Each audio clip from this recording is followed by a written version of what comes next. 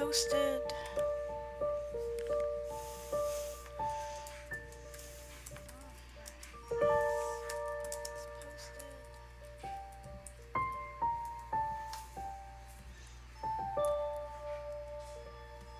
Okay. I got that muted. I thought for some reason the game was already starting to talk to me. Alright. Alright.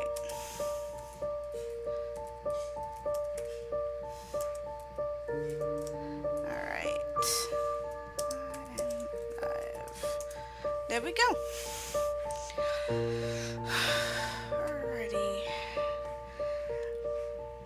Welcome everybody. I actually picked up a free-to-play game called by Moonlight. It seems to be a visual novel, and the artwork looked super adorable. Apparently you play as a paranormal investigator hired by the paranormal to solve a mystery, and I'm excited to get started because it looks so cute. Look at these cuties. I love them. I don't even know them yet.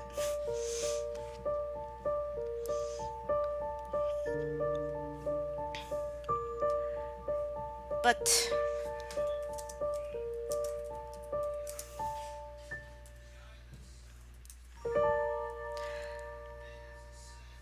I'm going to give it a start now. We're going to go new game. You're staring down at your phone screen to make sure that the Uber driver doesn't try to kidnap you.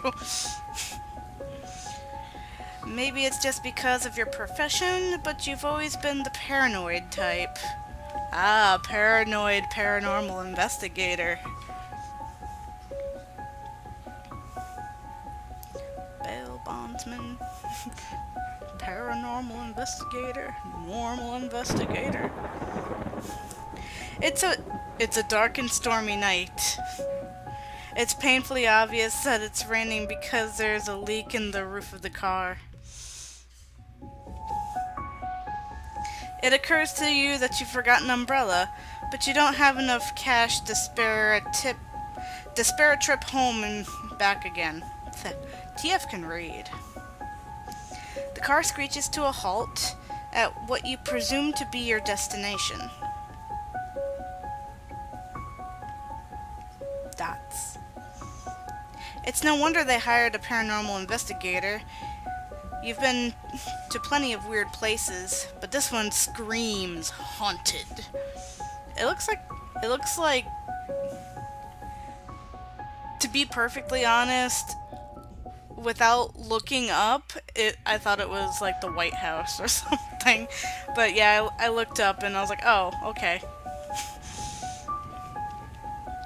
You see some lights on and hope, that the client is home. The rain is pretty hard. Should you make a run for it or play it cool? Pay up, punk. I like that.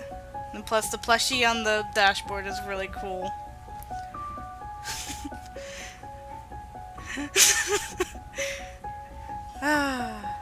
I'm not sure if these are supposed to be sparklies in the hair or if they are barrettes, but the face I'm being given.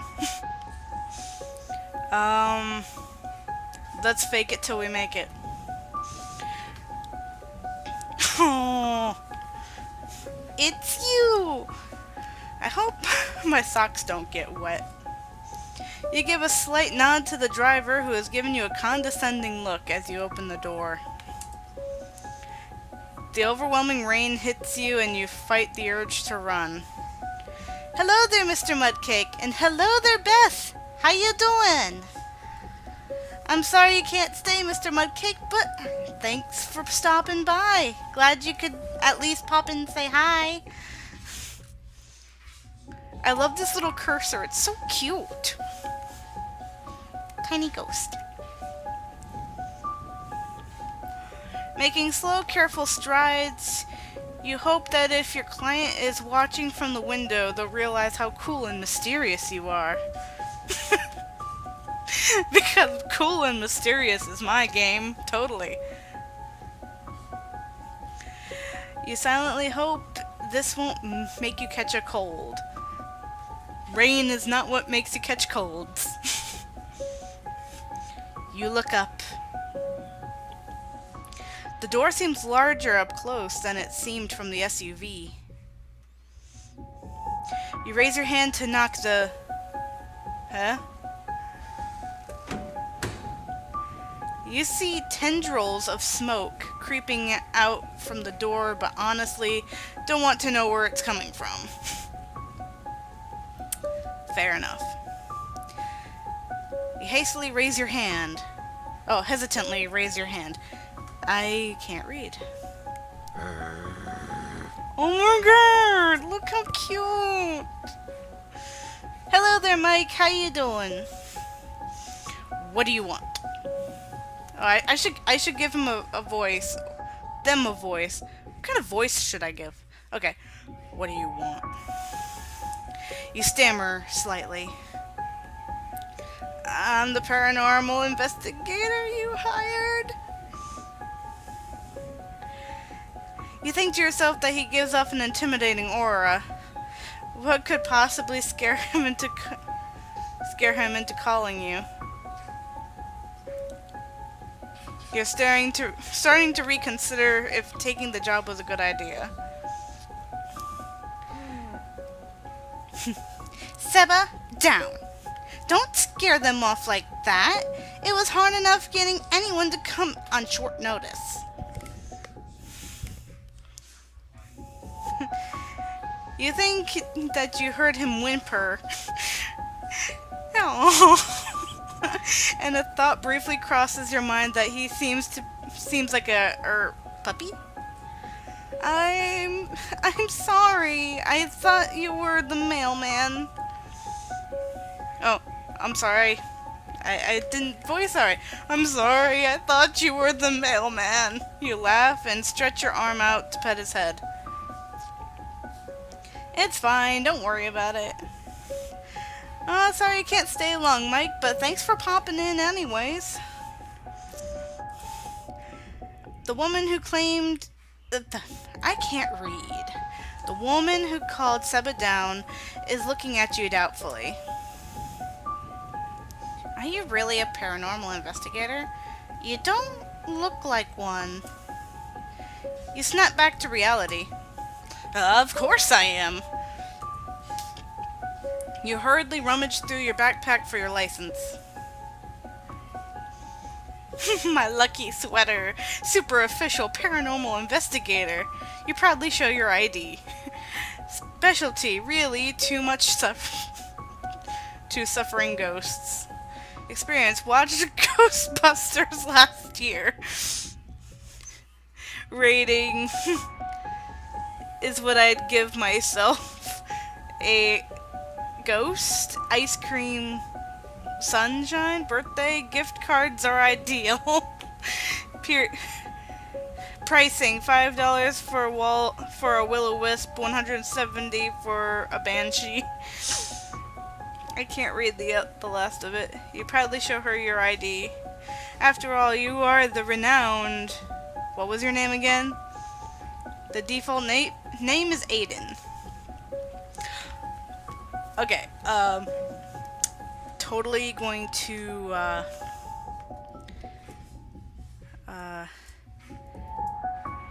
TF the Almighty.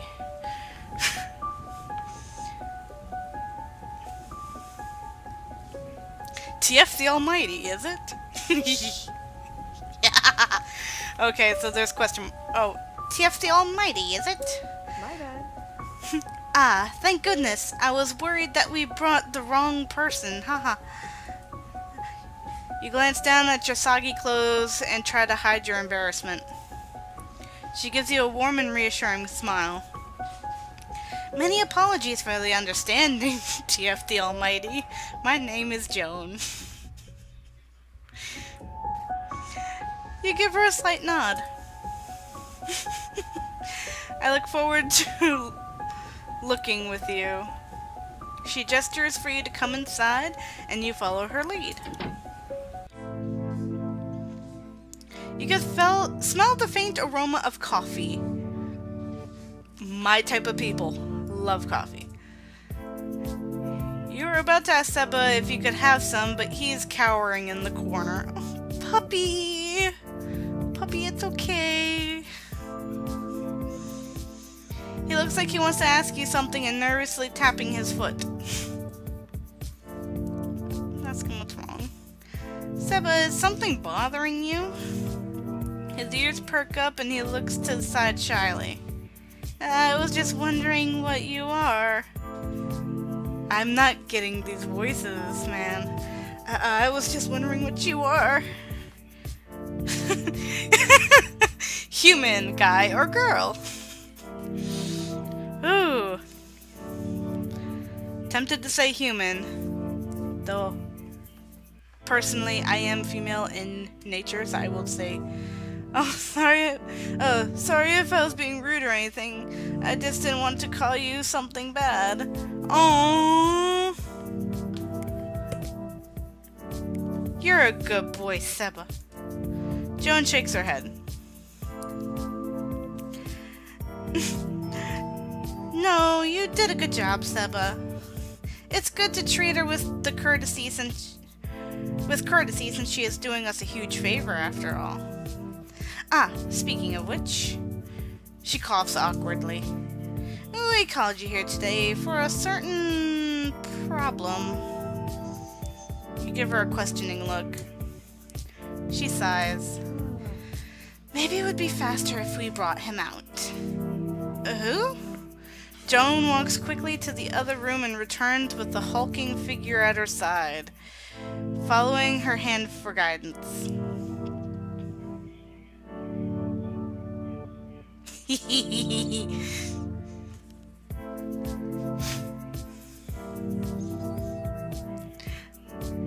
How long has that wine been there?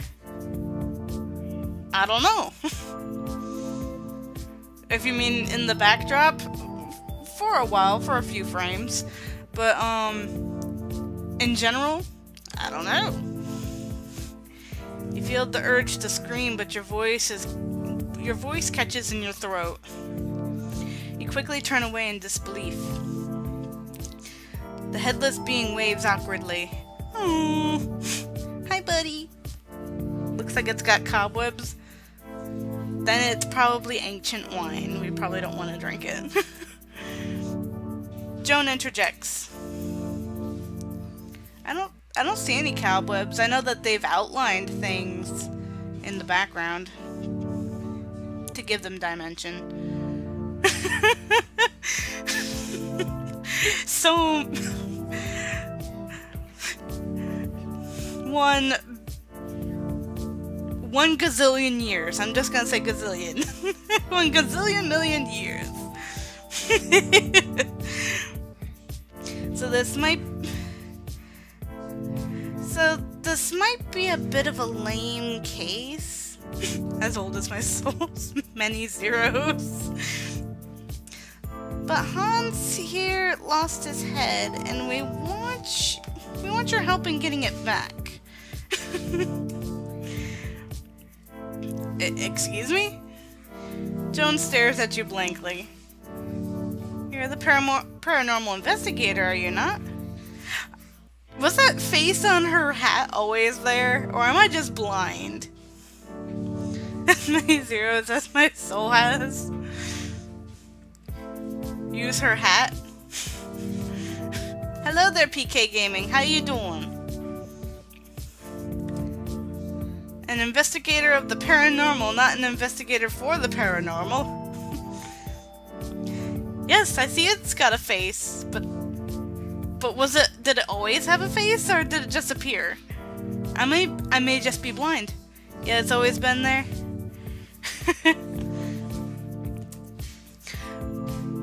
But we already wired the money to your PayPal. Oh, come on, let's do this job, TF the Almighty. Seba shakes his head gravely. Puppy. Seeing his body walk... I keep fudging up the voice work.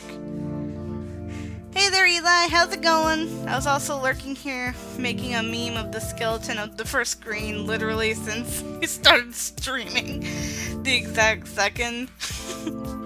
It says, "Peh, pal."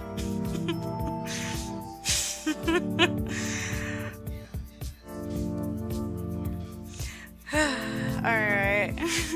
Seeing his body walk around aimlessly. That just isn't right. He looks towards you pleadingly. He's a good person, I swear. A bit eccentric, but it's a good cause. You're considering your option. You seriously are going to look for the head of a headless horseman? Money's money, I guess. I'd rather work at McDonald's. I want to be enthusiastic. I want to be like, yes. You have a sigh. Well, you seem like decent people, so I'll give it a shot. Looks like he lit Dog Boy's ears on fire. It kinda does. Kinda does. I like the fire in his ears though, it's so cute.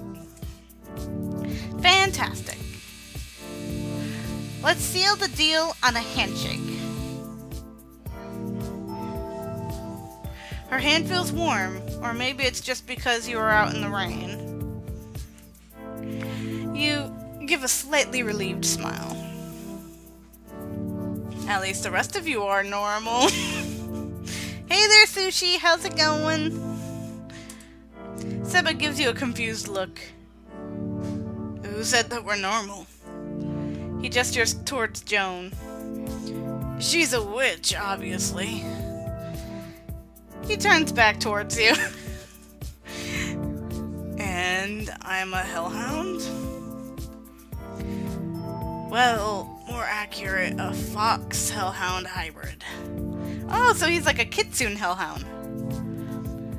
I also have a question. Did you read what I sent you on Discord? Yes, I did. I've been trying to decide on that. I believe it has dating sim elements. But I thought this was established already. You take a step backwards.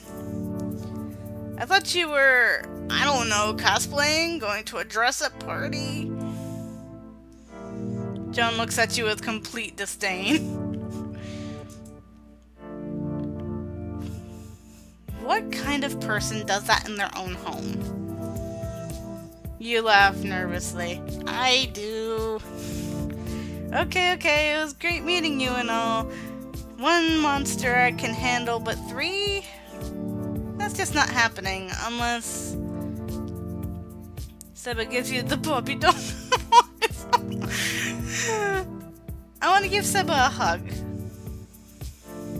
Seba is adorable.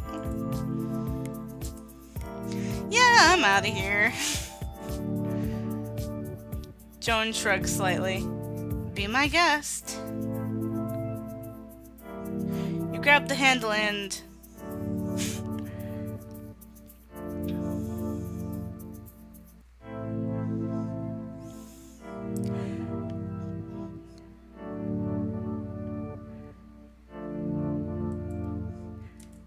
It's not opening?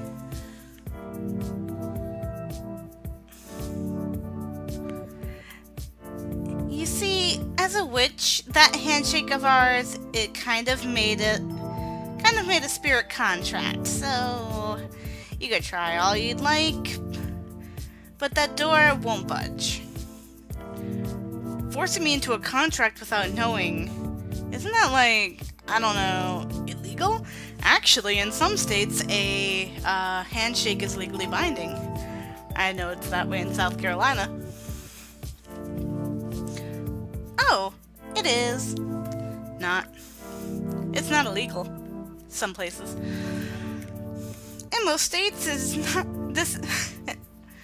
in most states, not in this one though. Ah, she did reference it. That can't count because she did not know she was a witch.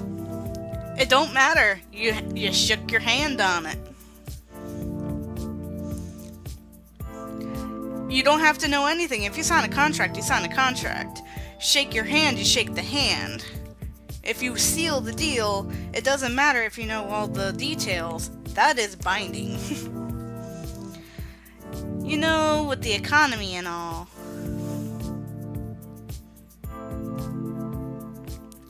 Seba nods his head thoughtfully.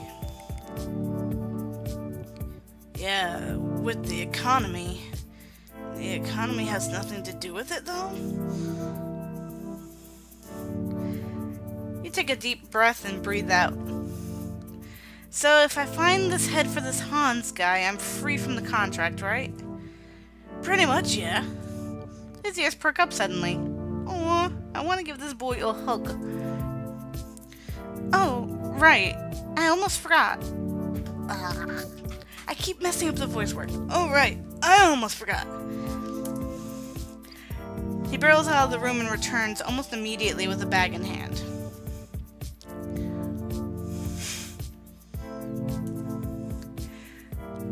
Joan made this for you.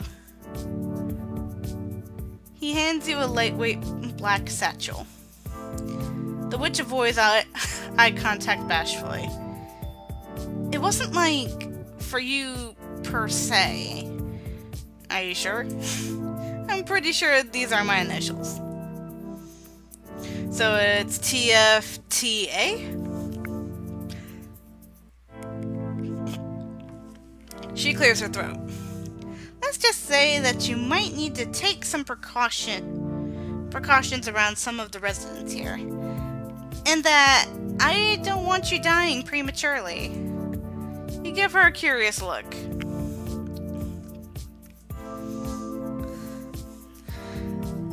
Or at all, for that matter.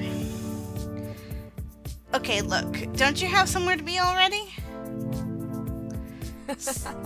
Oh my god! I want to give this boy a hug. All the fan art, too. Seba gives a short laugh. Joan doesn't exactly wear her heart on her sleeve, but she really does have good intentions, trust me. Sorry, but I'm a go talking to you guys. Bye. Goodbye, Mike. Have a great evening. Thanks for stopping by. What if I lick their hand instead? What? Which magic heaven son of a... Great, I'll grab my stuff, Link. Joan makes an incredulous look, but he continues. Basically, this bag has some items that will probably come in handy when you're first getting to know people around here. If you want to know anything, just ask us, yeah? You glance down at the bag, then back at Joan. Got it. Where to start? Any precautions around you? How much time? What are you?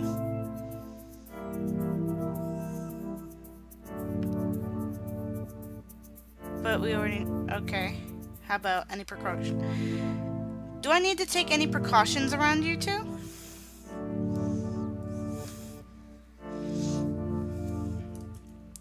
Joan heaves a melodramatic sigh. Oh, I get it. It's because you think we're all monsters, huh? We're human too, you know. You weren't sure if you were actually being offensive until she cracks a smile. My bad. Jokes aside, I came to greet you at Seba because my work area is pretty close by. She pauses. And because, well, Seba's a good boy. Yes, he is. I love Seba. Aww.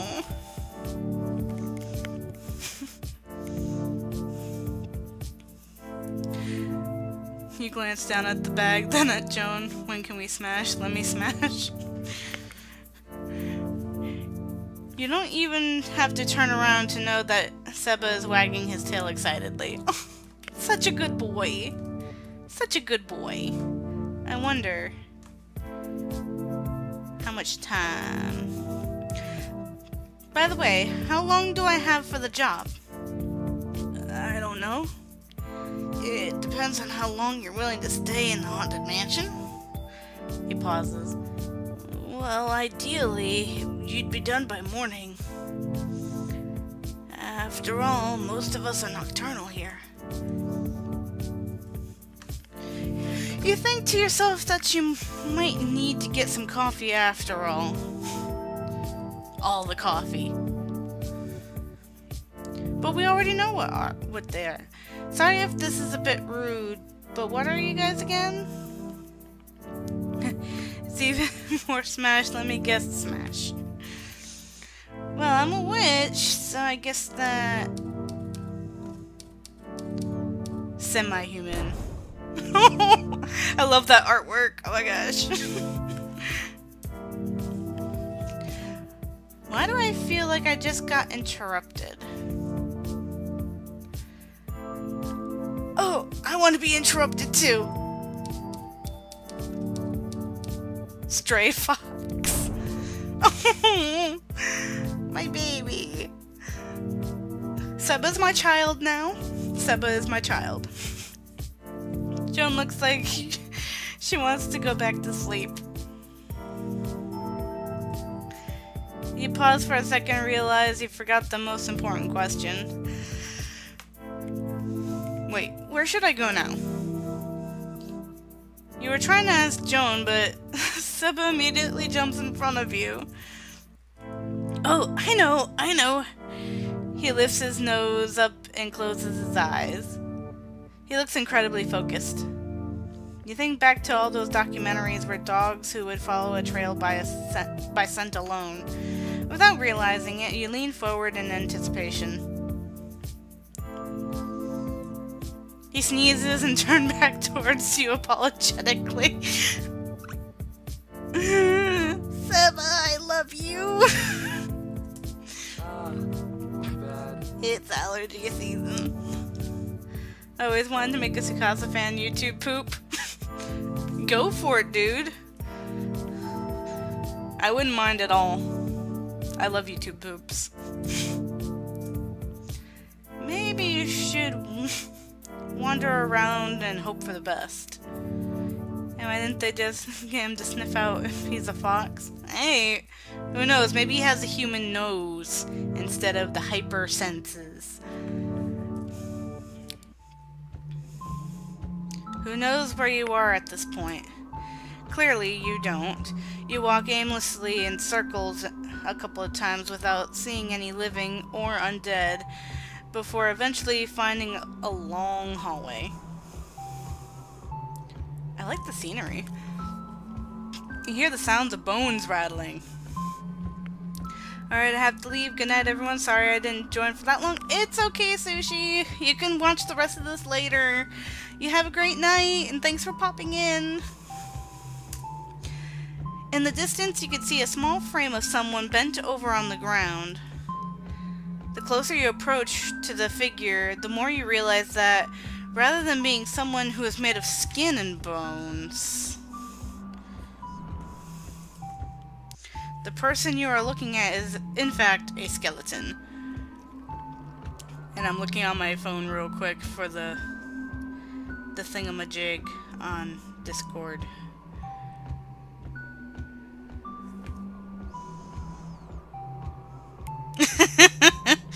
Behold the thing I made in Paint while watching TF stream. Beautiful.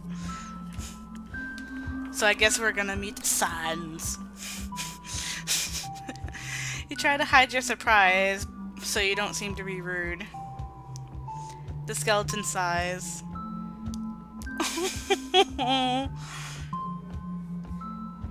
Just where did Seba throw it this time? They appear to be searching for something, but became aware of your presence nonetheless. Did Joan send you to... The skeleton shakes their head. Regardless, I could really use an extra set of eyes right now. Would you mind helping me out? You think to yourself that after you decompose, you'll become a skeleton too. Yeah, it does look like Papyrus from this vantage point. Maybe you should help them out in case you run into them later. Lend a helping hand. My eyes might not be that good, but an extra set of hands could work too, right? Whoops. I gave myself the skeleton's voice. Now I sound mocking. Alright, my eyes might not be that good, but an extra set of hands could work too, right? The skeleton's eyes, or lack thereof, light up. The creator probably played Undertale at some point, given the skeleton style too. I mean, it's possible. It was a very popular game. That would be fantastic. You feel the bony fingers wrap around your hand, what you assume to be gratitude, but you have a bad feeling in your stomach. Yes. A left hand in such good condition is what I was looking for. Oh, good lord, are you taking it from my body? Oh. Shit. I done the die. And I didn't save.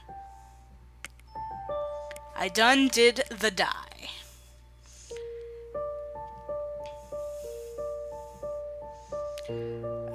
Load game, maybe it oh shit. Okay, give me a second, guys. I have to, you know, do a thing. Well, I guess we'll take different. We'll run this time and see if there's anything different. Alright, the car screeches to a halt to what you presume to be your destination. Da da da da. The rain is pretty hard. Okay. How about run like hell? Storms are a pain. The driver looks at you. You can only assume is contempt. Good luck. As soon as the car door opens, you take off running. While you were aiming for a sprint, your legs aren't nearly as fast as you anticipated. You try not to let your physical weakness get your self-confidence down. You look up. The door seems to be larger. Da da da. You raise your hand to knock. Tendril smoke.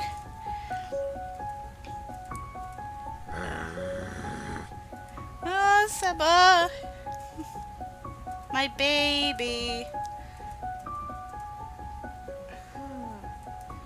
Okay, give me a sec.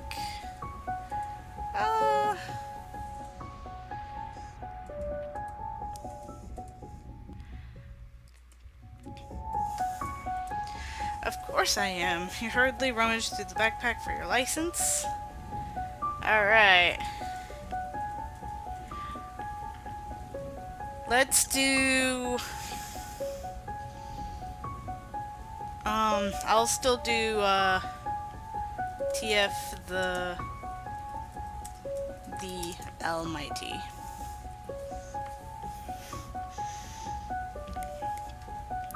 Okay, I'm gonna... My bad. Oh, there we go. Save. Okay. Okay.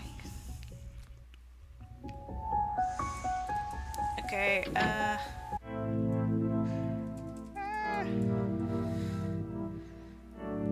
I'm still gonna ask him what's wrong because he is an adorable little child and I love him.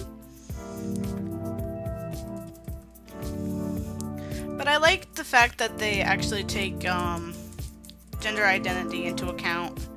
It's actually a nice touch.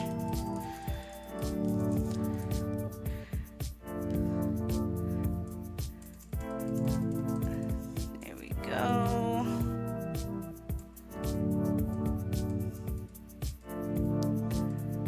He's a good person, I swear. Seba is my child. I am gonna do money is money because I have a feeling that there are some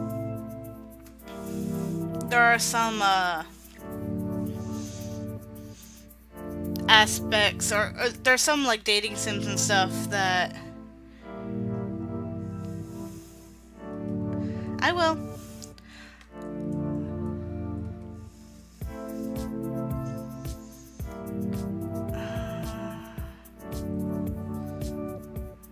Wait. Skip? Oh, all this time I was tapping and I could have just skipped. Alright, so we're going to save again.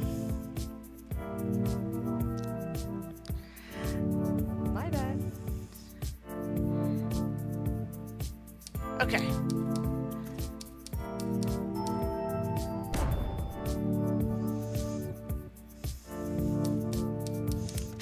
I want to be interrupted too.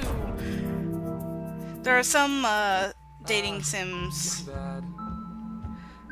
Okay, wait. Okay, we're gonna save here. Shed some light. Alright, so now we're where we left off. You rustle through your new bag and pull out a flashlight.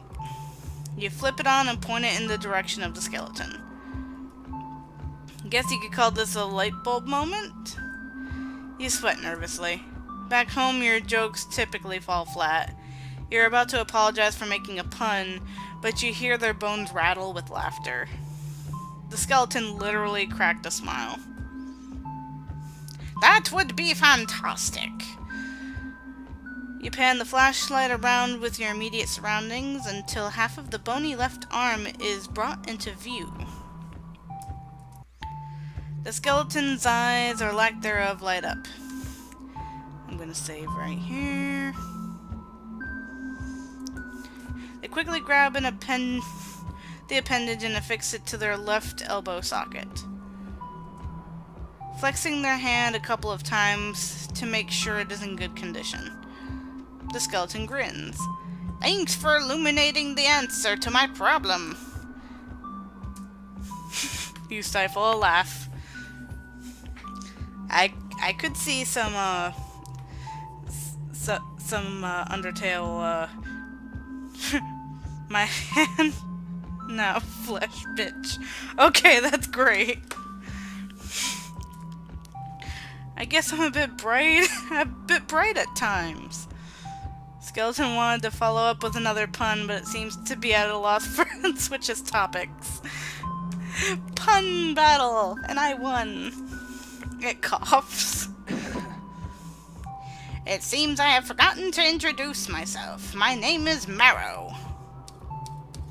Not Sans. Ah, yes!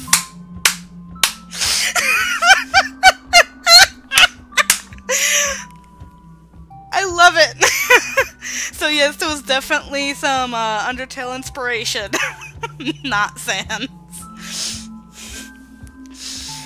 I get the feeling that we've just been vaguely insulted, but I've been...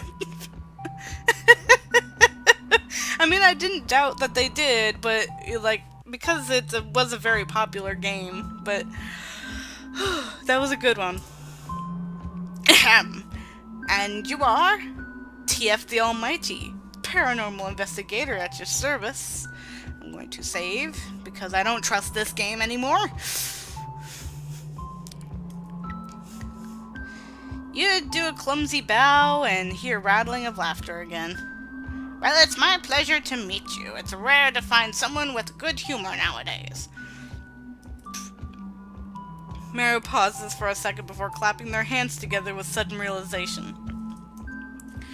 Wait, paranormal investigator, you say? You must be the one helping us out with Hans.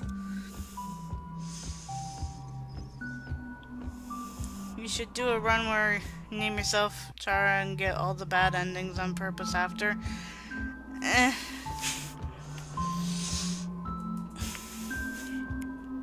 You tried to give a laugh.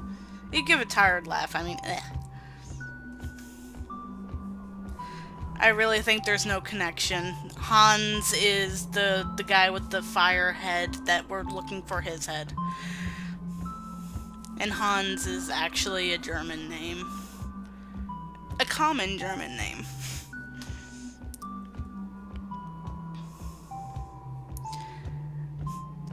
That's me, just your regular good old-fashioned headhunter.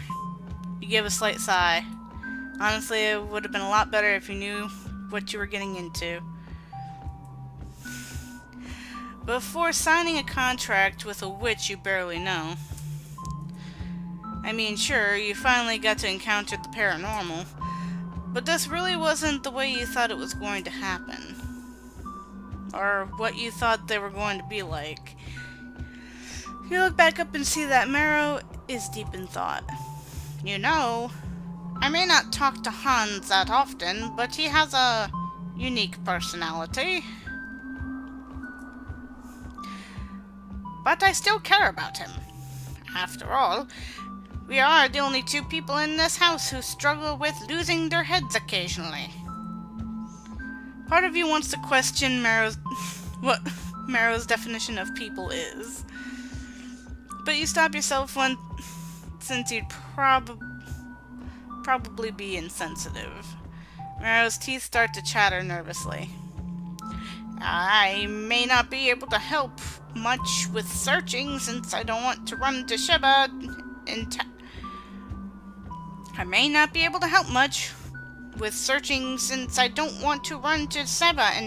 But if you have any questions, I'll be happy to help. That means a lot, thank you. Where to start? We are going to save, is where we're going to start. Hans's personality, skeleton life, glasses. This isn't necessarily relevant, but... Why do you wear glasses if you're a skeleton? I mean, no offense, but you don't have eyes.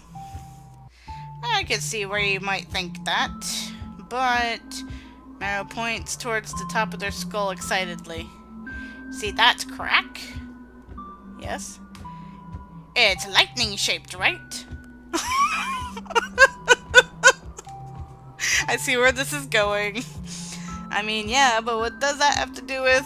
Well, you see, Iris lent me some biography books. And in one of them, a famous wizard who has glasses and a lightning scar.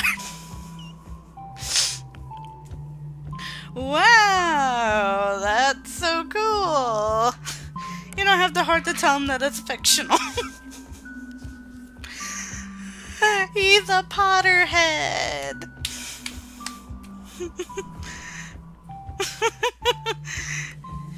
You wonder if this Iris person messes with Marrow frequently. Not Harry Potter.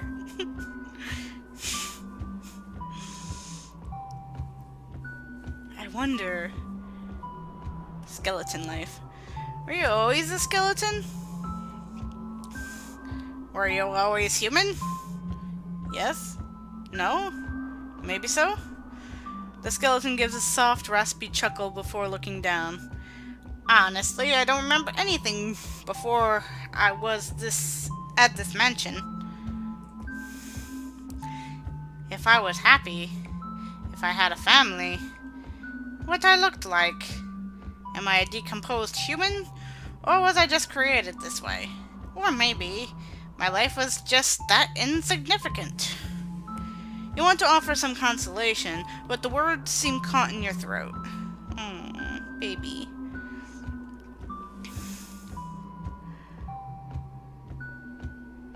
Papyrusian Potter, the skeleton witch.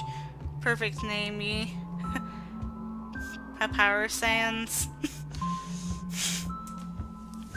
Marrow thought Marrow might physically just be a mass of bones, but you feel that they still have a heart. Ah, sorry. That got way off track. Do you have any other questions? Okay, I'm going to save again. I don't trust this game. I mean, it's not going to get a bad ending because of this, because then it has nowhere else to go. But still. complement his bones. I can't. There's predetermined thingamajigs. What is weird about Hans's personality? What isn't weird about... Marrow clears his throat. I mean, well, he's a Dullahan. So only the special ability he has would be doing stuff without his head.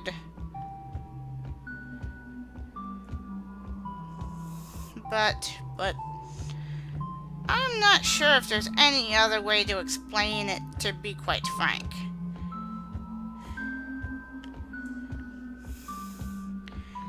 He talks about a sealed power in his arm. Having a Dark Lord's eye fighting a secret society. It all started when he started watching those... what do you call them? Those foreign kid cartoons? He's an anime fan.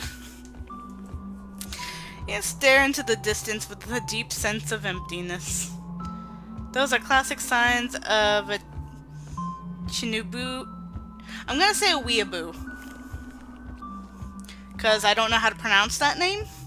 I mean, that word. I think I know what that word means.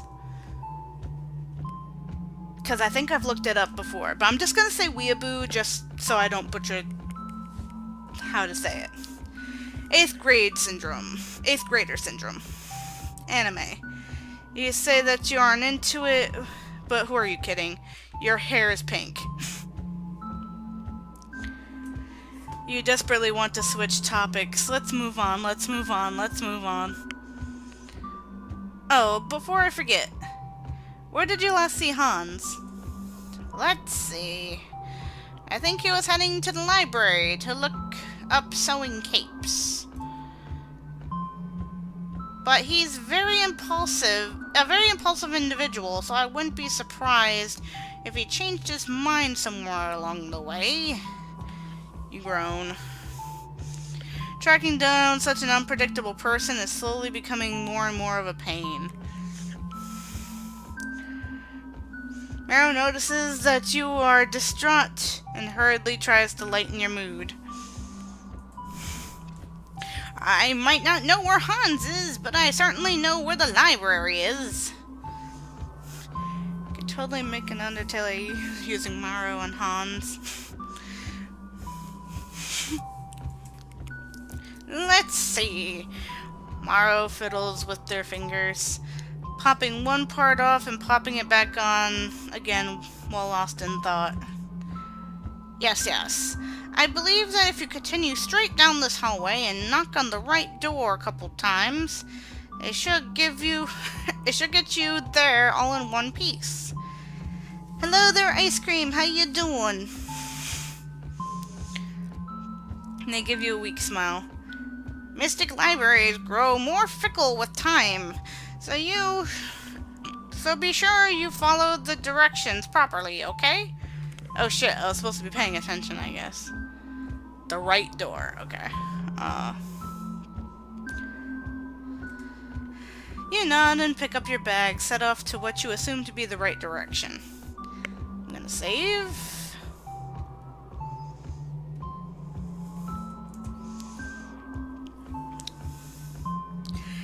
Just as instructed, you continue down the hallway. It's quite a long stretch, but you observe details around you as you pass the time. Cobblestone, marble. The floor materials seem to shift with every step you take, but maybe it is just your imagination. Soon enough, you find a sequence of doors. Follow Marrow's advice, follow your gut. I am going to save right here. I'm going to follow Marrow's advice. You figure that if anyone knows what to do to get to the library, it'd be someone who lives here. After knocking on the right door, the middle door opens. I am going to save in a different slot, just in case. Oh, open the right door. Oh shit. I think I did the wrong thing. You feel torn, but you hope that the right door is some sort of pun for being the right door.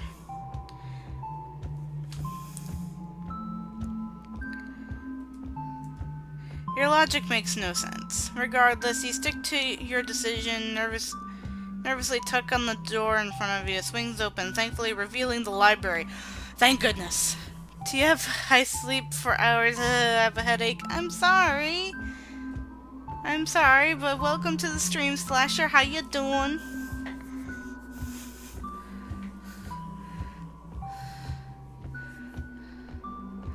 Oh, stuff happened in chat. Just to sprinkle some sunshine in the stream. Do you get my joke? Yes. Yes, I do. Well, I'll be heading out now. Just wanted to say hello, and goodbye. I'm glad you could stop by. I would follow your gut since Mario doesn't have a gut to follow. Gotcha. But I picked right. You heave a sigh of relief and walk in. Hans? Hello? Is anybody there? Hello? You went by silent and laughed quietly to yourself. I'm laughing, actually. I'm legitimately laughing to myself. The wasp was defeated. Good. Glad to hear that your wasp was defeated. While you may be amazed at how many volumes of books there are in the first floor alone, you don't want to spend too much time here if there are no leads. It would probably be useful for the investigation later, maybe. Kitty! There is a kitty. Hi, kitty. A cat.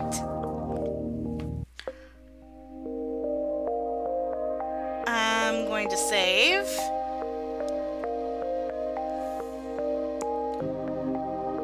What a cutie! Aw, aren't you just a sweetheart? Meow. You kneel down to pet it gently. It purrs and rubs against your hand. Oh! You notice a collar. What's your name? Lifting up the cat's head to check the name tag. It's smeared? Meow. Seriously cute cat. The number one rule of making a YouTube poop ad. Does bad CDI Nintendo games like Hotel Mario and like... Yeah, I know. You need to use those. Plus the Mama Luigi episode of the Super Mario Brothers world.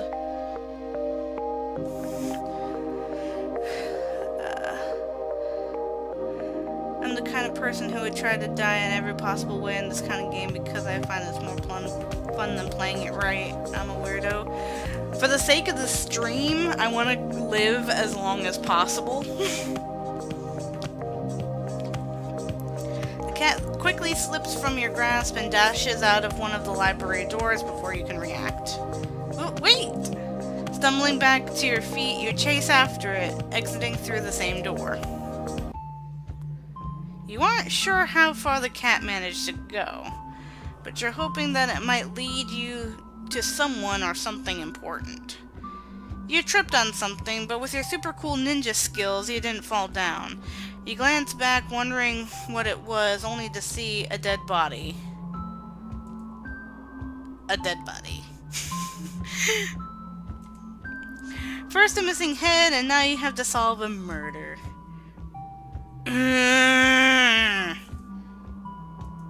Maybe it's a zombie. Who knows? You don't judge. You can't fully see who it is because they're face down on the floor. You look pretty pale. Are you okay? I feel faint. Offer a tomato in these trying times.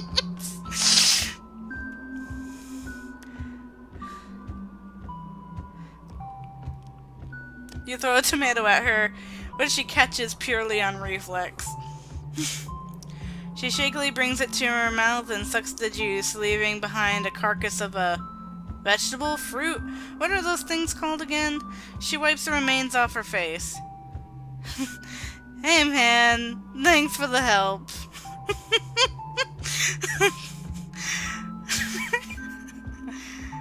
So a vampire I thought I was a goner, but I forgot to eat again. Wait, have I seen you somewhere before? I don't think... Oh my gosh! Oh my gosh! You're from that reality TV show about hoarders! It takes you a second to recover. I'm actually the paranormal investigator you guys hired.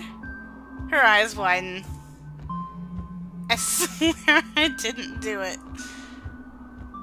Do what? The murder. Officer, please don't arrest me. Oh, for a tomato in these trying times, TFU. I've done God's work. Yes. I would have offered TF soup, but I don't have any in my inventory. Such a shame.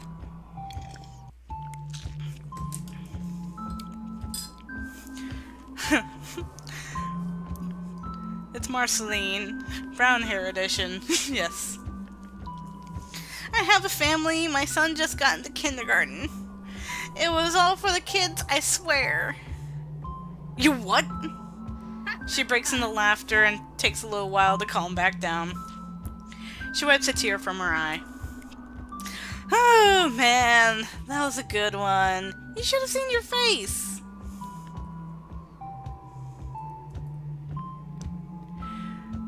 I was just kidding.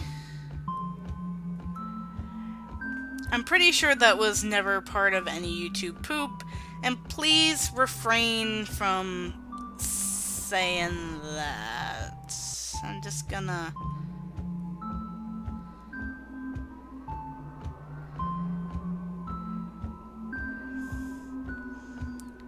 Oh, I didn't mean to do all of them. I didn't mean to do all of them. I just wanted the one.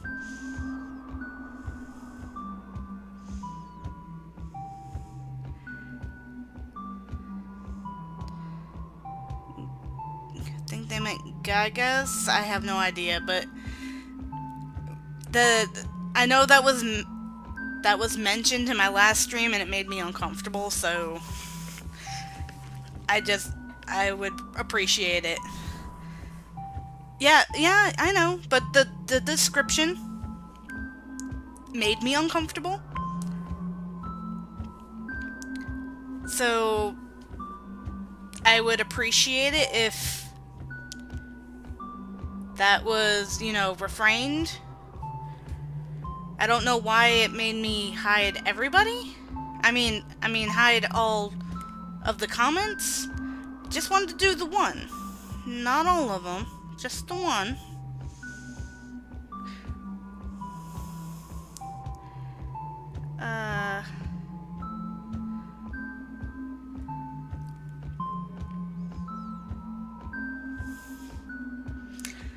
But I did unhide, so I don't know why it hid every comment.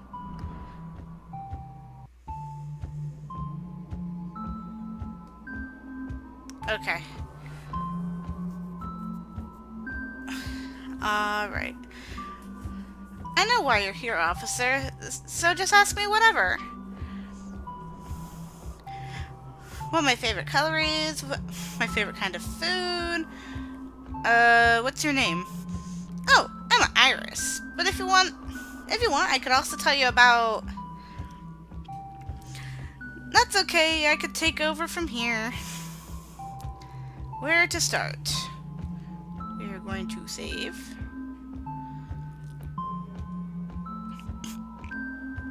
We're gonna ask about capes. I thought vampires wore capes. She gives a long sigh. I'm all about the cape life, but she looks down. Mine got too many stains, so... She seems embarrassed. Maybe switch topics. Do I want to know why it has so many stains on it? I probably don't.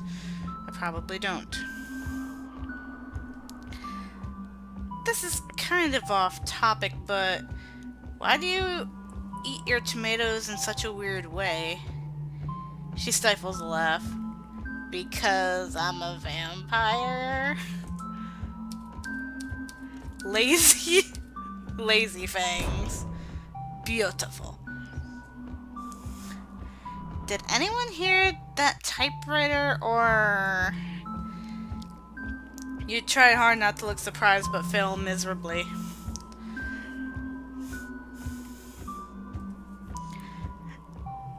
Wait. You're a vampire? Obviously. What did you think I was?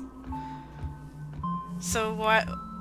Oh, I guess the game dev expected me to go down the line instead of backwards through the line. You look down. A zombie. Iris won't stop laughing. Let's ask about Hans. I am going to... Oh, quick save. Quick save? There we go. So where do you think Hans is now? Probably the library, no? You shake your head. I was just there and he was nowhere to be found. That nerd? Wasn't in the library? She looks disappointed. Man, we agreed to meet there and make him a new costume, though. And fix my... She cuts herself off.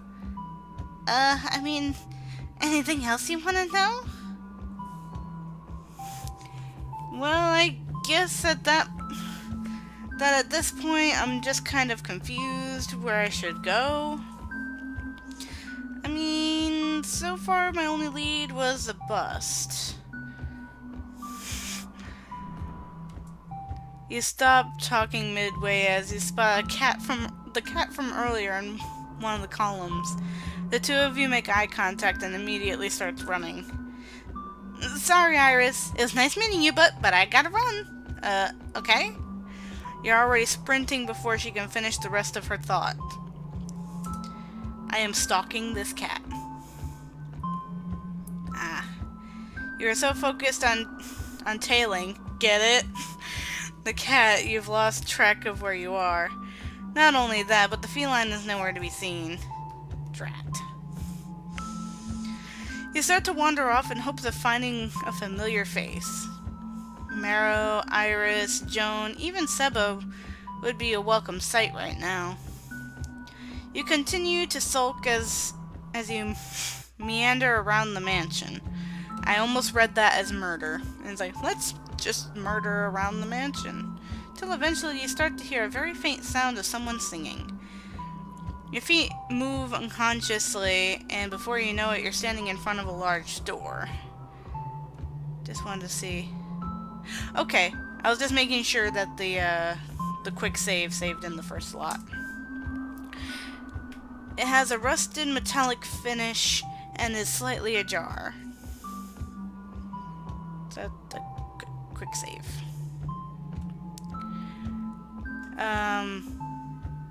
Probably gonna die. Open the door to listen. Since when did curiosity kill the cat? You open the door carefully and the music swallows you whole. We're probably in the presence of a siren. You find yourself moving forward involuntarily. The singing ends and you can vaguely hear someone yelling for you to stop walking.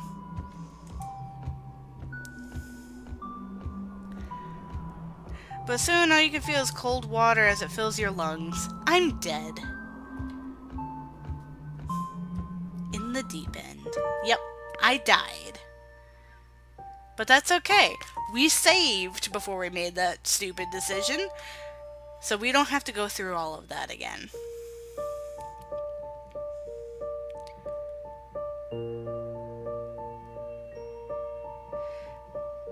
Okay. I had a feeling it was a siren. I was just like, maybe I'll die, maybe I won't die. Okay, we're gonna keep looking for the cat. You shrug and pull out the earbuds that Joan packed for you.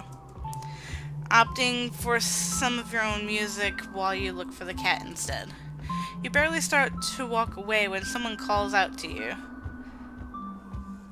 Thought vampires had swords, turn into mist, dog, and fire-breathing bat who hates their dad.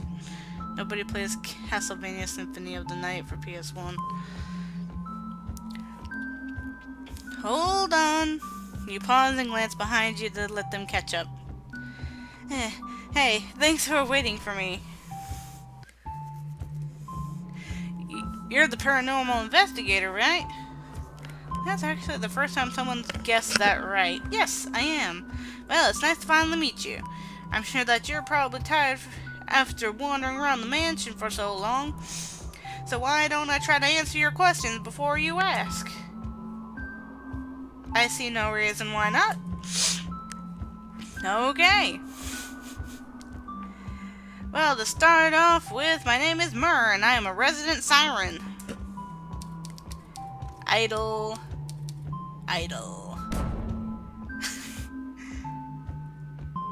And I'm going to ignore whatever that just was.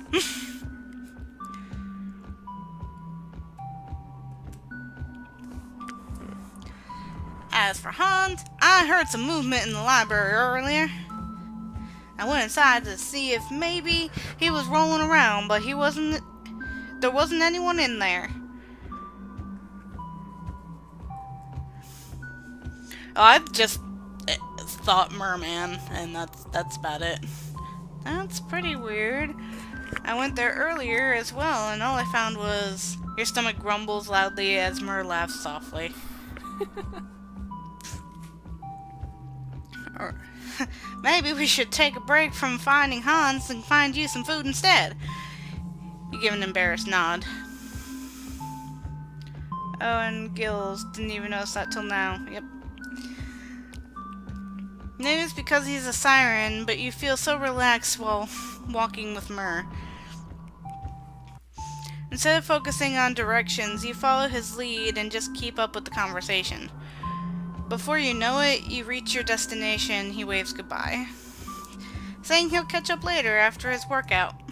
You reluctantly say farewell before entering the kitchen. You walk in on Joan eating some cookies. Okay, so let's look around. Gullible. Mi casa es tu casa. Yes, you. Myrrh, please dry off. I hate mopping the kitchen. Regards, Marrow. We should decal Seba? No, oh my god, why? Hans. Marrow sucks, lol. Trash one. Alucard is best Hans Bondo move over Dracula. You walk in on Jones eating some cookies. She quickly hides them behind her back. Long time no see. I was just looking for you. It's a very urgent matter. Okay, so okay. Okay.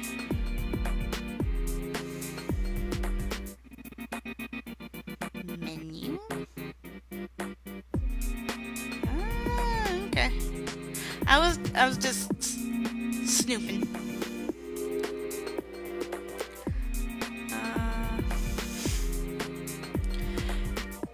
That's great and all, but just curious, why is he holding a balloon?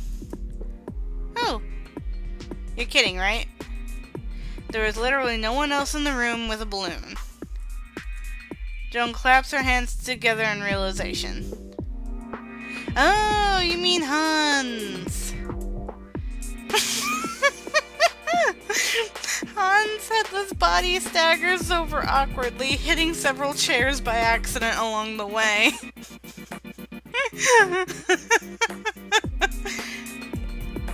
Just curious, whose idea was it to draw a face on Hans' body's balloon?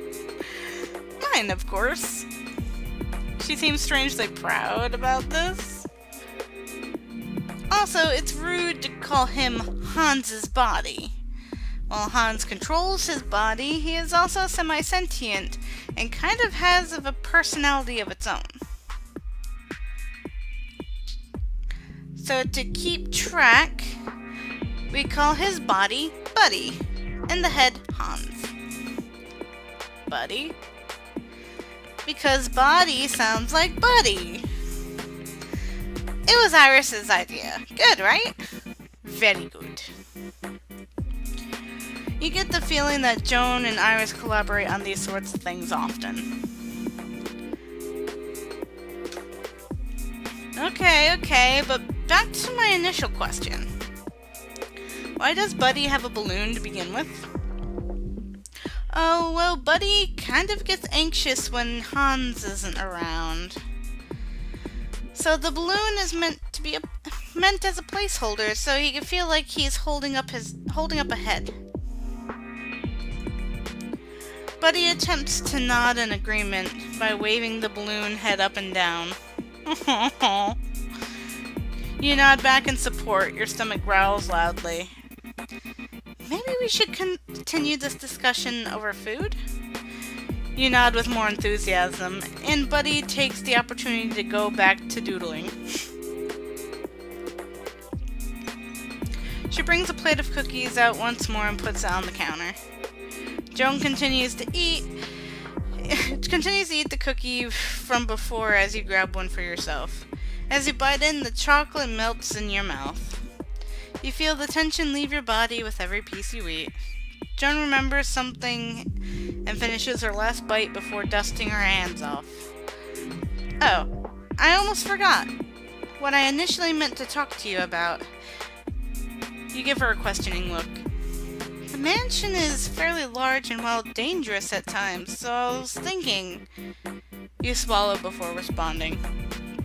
Yes? Is King's Quest still relevant to this day? A game during the MS-DOS days? I've seen some reviews for King's Quest. I've never played it myself. Well, it might be a good idea to get someone to help you with the investigation. Keep in mind that everyone is equally capable. So base your choice on how much you like or can handle spending time with them, okay? Also, no one really does anything important around here, so you can pick whoever. Okay. So I guess this is where the dating sim part comes in. In that case, I guess I'd want to hang out with... Director's note, Seba and Mero are a joint route, so if you click either, you get both. Seba. We're doing Seba. Seba and Mero, huh? If there's an option to pick yourself, I will die. I think that would be like an insta-death. This should be interesting. I'll text them to come over right now. You're texting them? I hate to sound stereotypical, but... here, but I kind of thought you were going to summon them with a spell. Realistically, everyone is pretty much always on their phones. Texting is an easier way for me than setting up a spell anyways. As if right on cue, the kitchen door swings open. You choose me? I'm so touched! Well, you and Seba. Joan coughs awkwardly. Do you want to read over Buddy's message real quick? Ah, good idea, my bad. Someone passing by found my head. They should be heading over soon, lol. Dark Lord.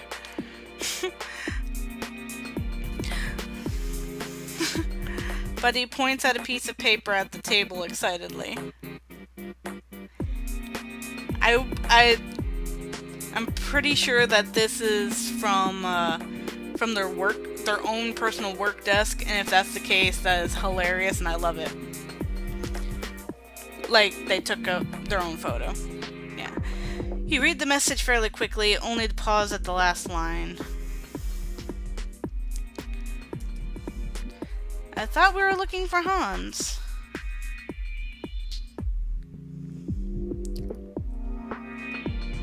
Who's the Dark Lord? You hear Joan heave a sigh behind you. She rubs her temples. You could just, go ahead and ignore that. Hans changes his alter ego name every week or so. Eventually you get used to it. Right. Wait a second. The witch snaps her fingers in realization, and the nearby bottle explodes. You immediately duck down. Whoa! Oh my gosh, my bad! Buddy dusts off a couple of glass shards, and you stagger back up. Joan clears her throat. Anyways, what I was going to say was, since we no longer have to look for Hans, why don't you take time to hang out with your investigation partner?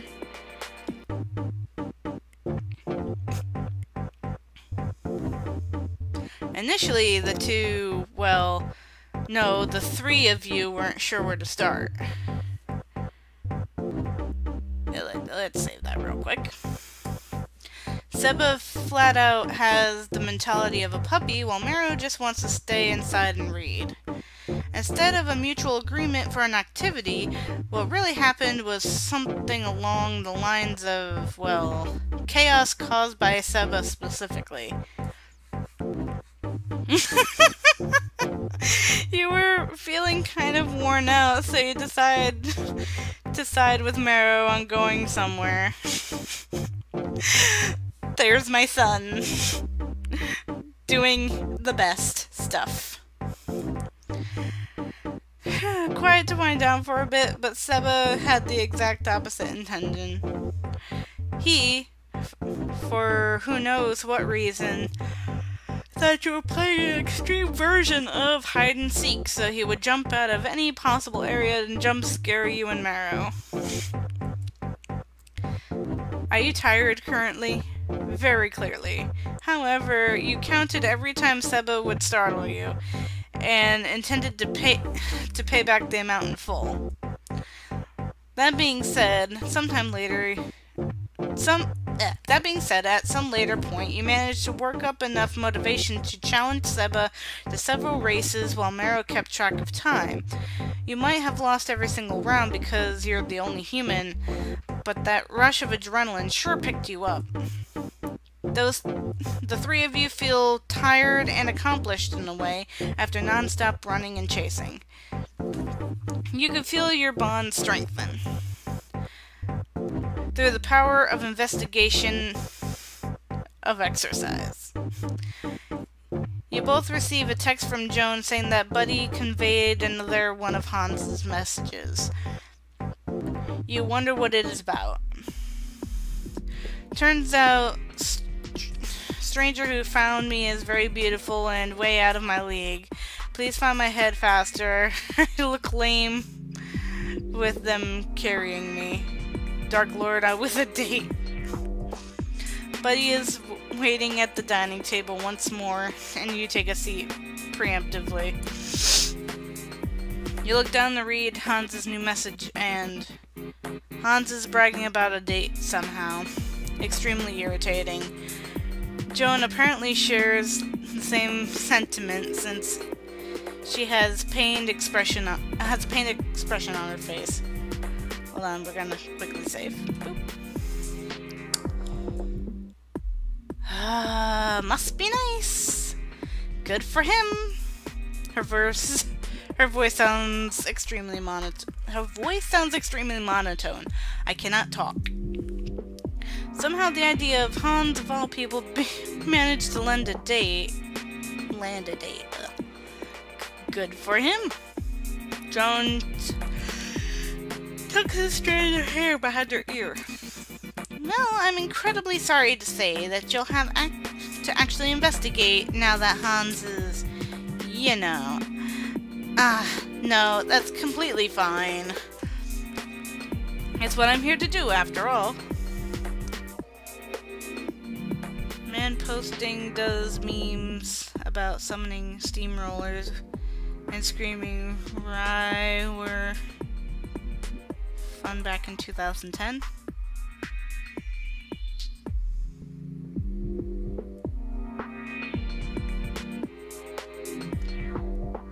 TF stares in confusion, blinks a couple times.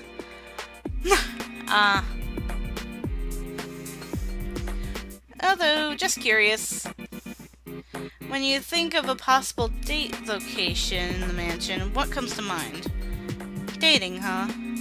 Maybe try the patio? It seems like the kind of romantic spot. You hear the kitchen door softly creak open. Sorry to eavesdrop, but were you two just discussing visiting the patio? Ah, yes. It appears that against all odds, Hans landed a date and wants us to find him again. Hans? On a date? Maro's arms falls off purely out of shock, and the skeleton awkwardly crouches down to reattach it. Sorry for that, reaction, but what I initially meant to say was that I was heading to the patio myself for some reading. Basically, I wouldn't mind walking you over to helping out with... Maro, I caught you. Yes, you did. Good job, Seba. I was just talking to TFD Almighty here, and thought you... though, do you mind if we play some other time? I cannot read.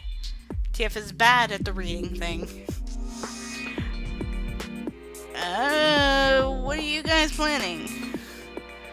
Seba's sharp eyes flick down towards the books Maro was carrying and then back. Seba whines softly as his ears droop down. You guys are planning going to the patio without me? What? Of course not. It was a surprise. This explanation seems to satisfy Seba, and Maro discreetly lets out a sigh of relief. How dare you not try to take the puppy? The puppy is a precious baby.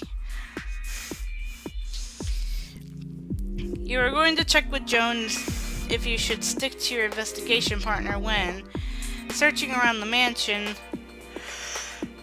but she seems to have been lost interest and quietly sleeping in the corner. We're gonna go to the patio. Even though you already know that Jones' magic simulates daytime, it's still bizarre seeing such a quaint patio in what seems like the afternoon at 9 at night. Though I like what the artist has done with the backdrops, like putting lines. I like that. It's interesting. Maro sits down and cracks a book open. Seba curls up on the grass.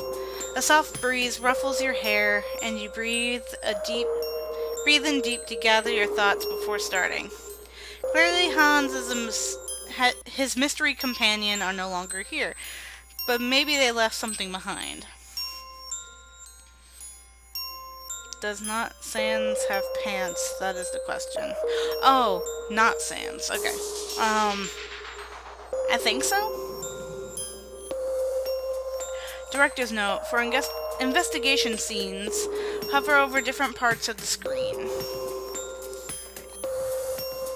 If the cursor changes from a cute baby ghost to a regular pointy click cursor, click to investigate.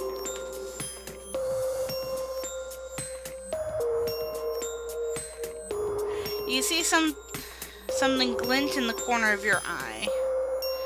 Shield your eyes from the counterfeit sun and try to get a better look at it. It seems to be tangled up in some branches and just beyond your field of vision. You stretch out to grab it, but it is unfortunately out of your reach. I wonder what that was. The thing stuck in the tree? Before you can respond, he leans over you. You hear rustling of some leaves, and he returns in seconds with a smile on his face. He holds out a feather towards you. Did that help? Yes, baby. Yes, baby, it helped. plenty, thank you. As you gingerly take it from his hand, you notice it shimmer slightly in the light. Seba looks over your shoulder and makes a weird face. I know this is gonna sound a bit strange, but I know all the birds in the local area, and none of them have those kinds of feathered designs.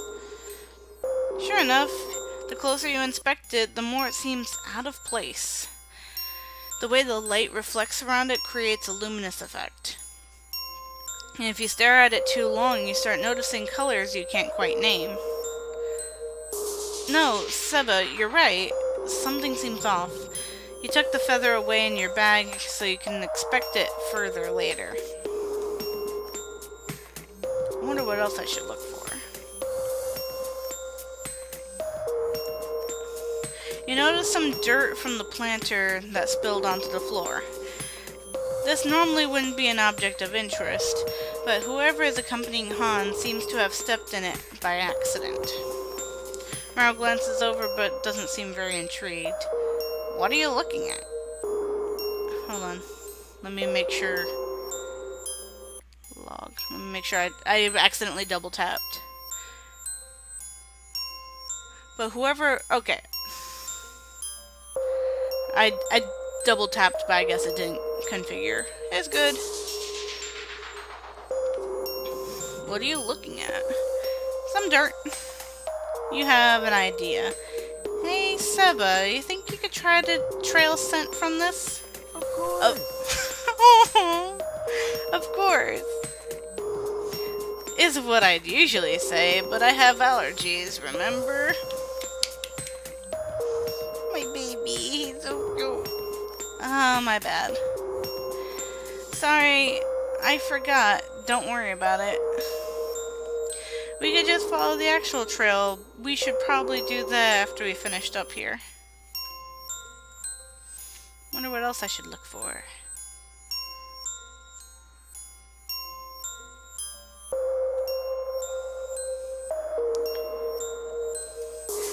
There's the remains of a bandage on top of the chair. Maro is sitting. The chair Maro is sitting in.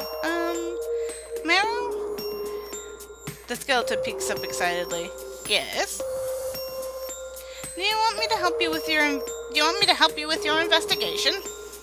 Not necessarily. It's just that there's a used bandage on top of your chair. Maro looks extremely uncomfortable. I see. Maro stiffly gets out of the chair and turns around to see what you are referring to. Oh, this isn't so bad. What do you mean? Haven't you heard? I'm surprised you didn't know. These are the fake bandages that Hans uses to be more dramatic. No harm, no foul. You smile to yourself, relieved that you have solid evidence that Hans was here earlier. It seems like you're heading in the right direction. You glance around the patio area once more. Come to think of it, you don't really see anything else to investigate. Maybe you should take the opportunity to follow the dirt trail you noticed. Your phone buzzes and shakes you from your thoughts. It's from the group text. One brain cell squad. Losers online 7. Losers offline Hans. It's that time again, lads. That time of the month? John is typing. What? It's the full moon tonight, right? Don't stop typing. Oh my god, oh my god, oh my god. I can't believe I almost witnessed a murder. Seba, dude, it's a miracle you're still alive. As I was saying, it's time for... That's right, fellas. It's time to spin the wheel. Already? That's... The Wheel of Fortune? He's here! He? Surprising. I thought it was on a different weekday. Laughing my effing ass off. Yeah, it is Seba. The wheel. He's starting to roll away. Seba, don't listen to them. They are messing with you. Sorry, Mero. The wheel is waiting for Mrs. You hear what you can only assume to be Seba's phone fall to the ground as he takes off running. Seba is now offline. Losers offline, Hans and Seba.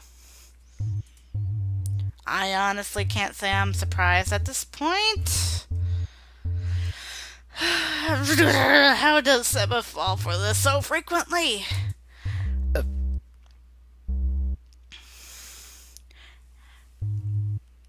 How long do you think it's going to take until he tires himself out? Everybody's hating on Seba, man. Seba is the best. I'll grab some water for him on the way over. Maybe you should just head back. You walk into the increasingly familiar dining room and see Joan sitting at the table with a bowl of fresh popcorn. She waves you over while she tosses another bite into her mouth. You pull up a chair and sit down across from her. Mind if I have some? She gives you a short laugh and holds the bowl out towards you. I was about to ask if you wanted to share. Be my guest. Thank you. You grab some and chew a kernel thoughtfully, glancing around the room. Where's Seba? I could have sworn I saw him sprint past me on the way over. You hear a muffled voice that you can't quite understand. Only to look down and see Seba laying face down on the ground. What? Joan swallows.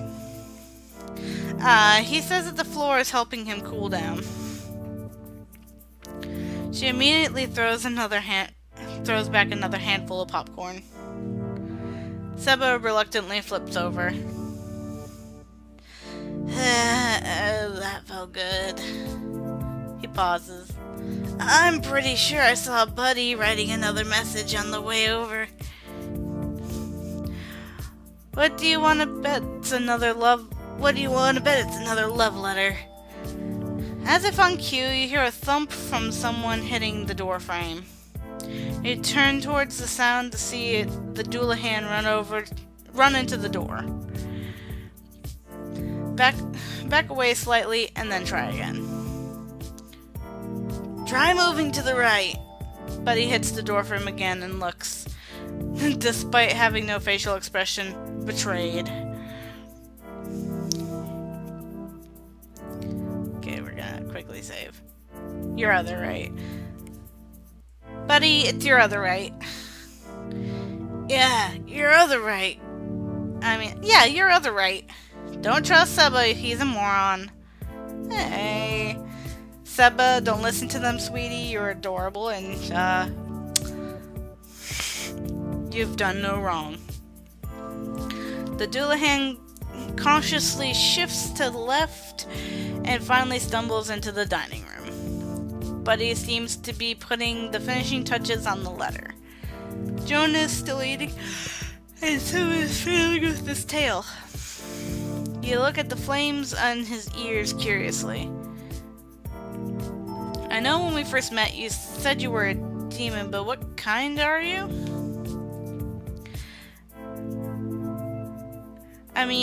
You don't have horns or anything. He didn't say he was a demon, he said he was a hellhound.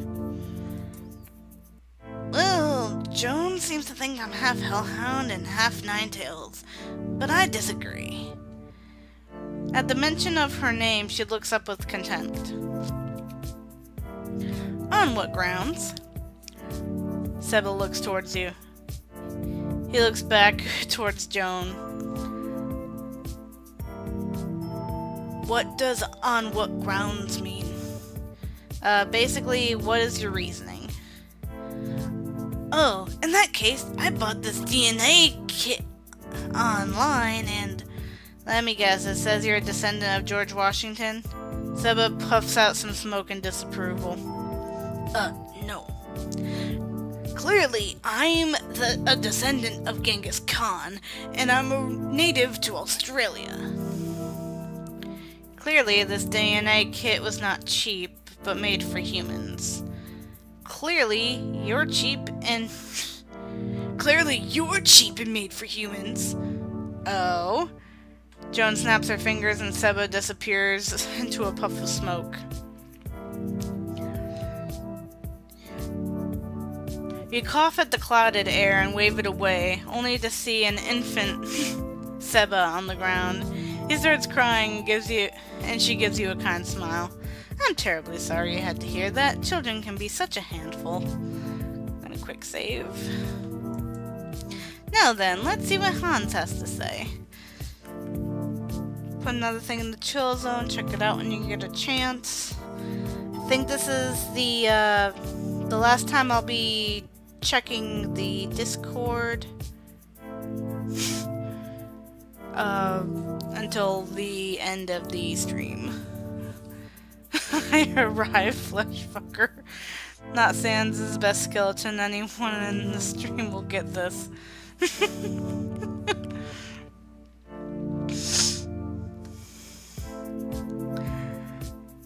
Sybil will turn back eventually, right? You quietly note that you should never aim to make Joan upset. You walk over to the kitchen and what Buddy has come up with this time.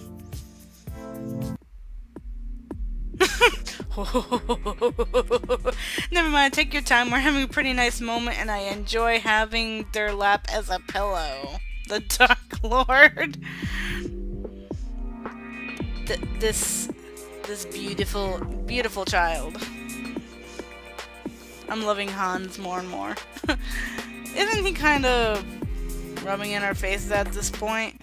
Bragging to the extreme? He struggled to keep a straight face and nod. Joan suddenly looks determined. If he's just gonna keep messing around like this, we might as well have some fun too, right? I see no reason why not. She seems satisfied with this answer, and you pull out your phone to contact your investigation partner.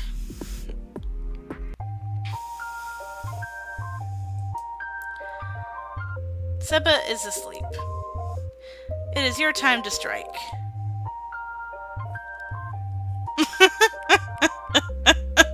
We give him a monocle and a mustache. Apparently, when Seba passes out, nothing can wake him up.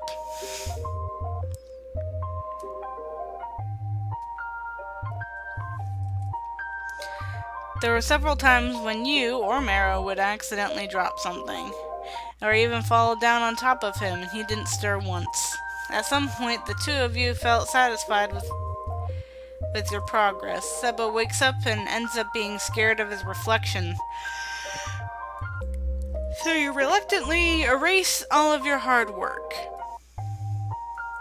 Well, not all of it. You still have a picture on your phone. Seba ends up passed out on the lawn again, and Mara seems to have started reading Harry Potter and learn about the very real person he's emulating. Oh, it's your phone. Losers online, too. Losers offline, Hans, Seba, and 3 others. We're gonna quick save. Mur, what's up? And did Buddy write another message? Did Buddy write something new? Yeah, how do you know? I suppose you're an investigator after all. It's a pretty short letter, though. You want me to just send you a picture? So you don't have to come all the way over? Haha. That'd be great, thank you. 1 PNG attachment. Guys, I think they're trying to kill me. Please help. Oh no. Oh no. Huh. While has been very indecisive about whether or not he wants to be found, I would feel more comfortable doing a quick search just in case he is serious.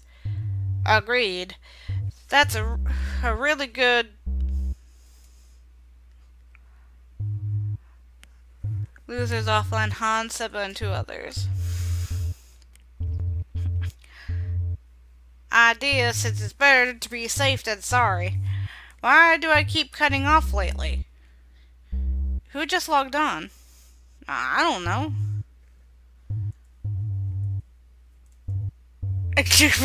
Okay, this is killing me. Which says a lot, considering I'm technically undead. LOL. Officer, I will help you in your investigation. I don't really think that's necessary. Actually, I was planning on helping out this time around. Shh, it's okay.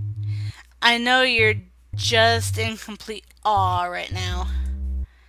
Can we pick up where you said the mud thing was? The dirt trail from earlier? Yeah.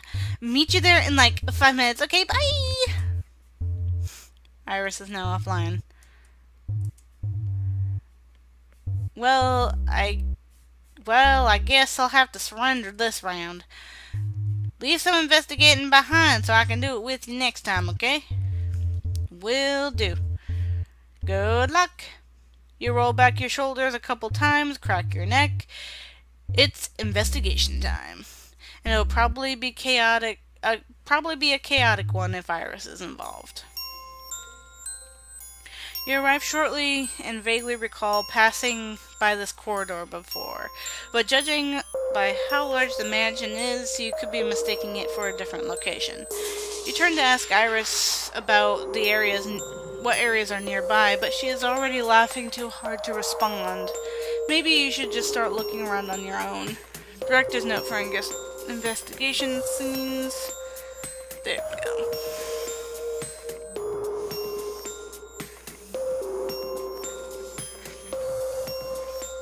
The dirt trail you found earlier on the patio seems to have been... Hey, I know I'm not actual detective or anything, but did someone tamper with the tracks from that dirt stuff earlier? No, you're right. But why would they go to such lengths for some dirt trail? Motives aside, I'm just trying to figure out how they covered their tracks. TF cannot read. Without any of us noticing. Iris brings up a good point. It's also one that you can't quite figure out at the moment.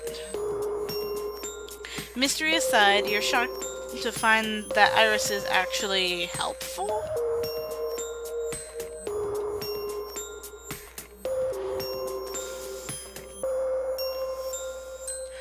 I wonder what else I should look for.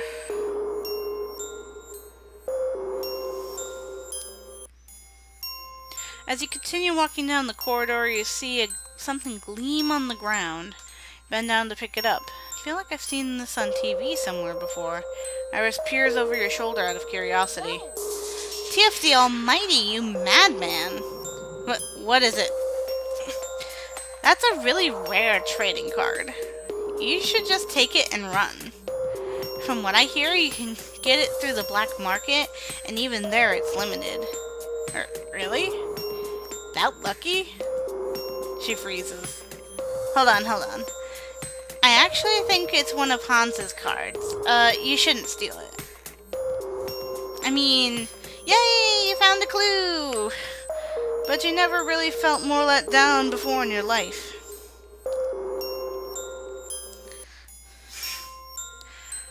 I wonder what else I should look for. Okay.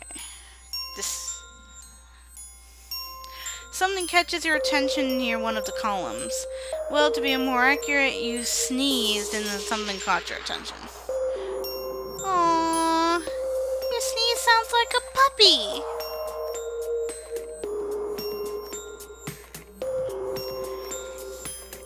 It really doesn't. Do it again. I don't think I can sneeze on command. Iris looks crestfallen, and you feel a pang of guilt. Never mind. The sneezing was this gold dust. Never mind the sneezing. Was this gold dust always in the air? Unless someone changed our AC to an air freshener for rich people, no. We could probably catch some of the stuff in a jar and sell it online. That sounds like a really good idea. It seems like there isn't anything else to investigate. You're starting to feel worn out and decide to take some well-needed time to rest. Especially since Hans will probably change his mind again when you go back to the kitchen. Plus, it seems like a good time for a break, no? You're walking back to the dining room with Seba and Marrow. Seba consistently runs up ahead and waits for you two to catch up, and then runs again. He seems to be entertaining himself fairly well, and to Marrow's delight, without stealing any bones in the process. I know that Seba and Joan talked about it earlier, but... Yes? Well, not to mention this in an insensitive way, but what is he exactly?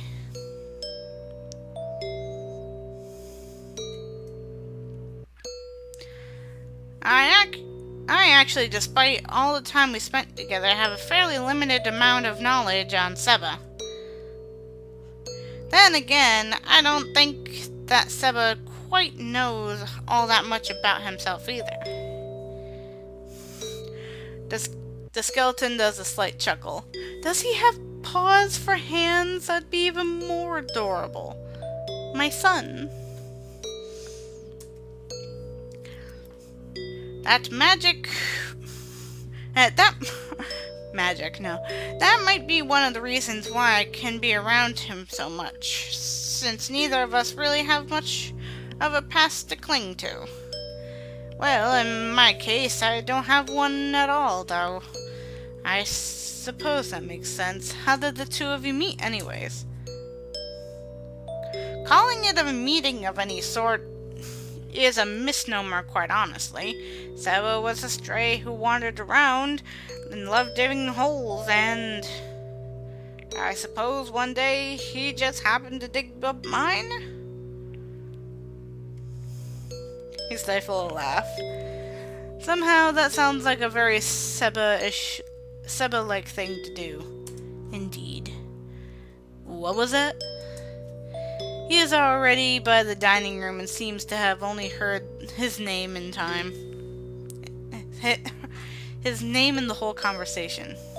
I would bottle up some Seba ear fire and sell it on eBay. It's nothing. Go on ahead. I'll be there in a bit. You walk into the dining room and report your progress, only to find that everyone was already there. They seem to be having a high-stakes poker match. But he switched out his normal balloon for a more serious expression. You pull up a chair. Hey, quick question. I forgot to mention this earlier, but does anyone own a two-tailed cat as a pet? Joan perks up. What color cat was it? It was black with... You're cut off by Seba's sudden burst of laughter. Man, Marrow, you've improved your poker face a lot. How'd you up your game so quick? Just last week I was beating you to no end. Seba gave Marrow a playful tap on the shoulder, only to see the skeleton crumble to pieces. The lights flicker out at the exact same moment. Everyone is frozen in place, with the exception of Seba. The darkness amplifies with his golden eyes, and you can almost see the fire flickering behind them. Your mouth goes bone dry. A pun Marrow probably would have appreciated if he... Your thoughts are interrupted by a sudden stream of moonlight pouring through the window. Joan looks slightly drained from using her magic with no preparation. You quickly look around the room to take account that everyone is relatively okay. Iris looks way more pale than usual and almost falls to the ground, but Joan catches her in time. The witch props a now fragile vampire to help her walk, and the two of them quietly exit. On the way out, you can hear Iris mumble something about how she didn't mean to. Meanwhile, Seba is overheating with a combination of fear and rage.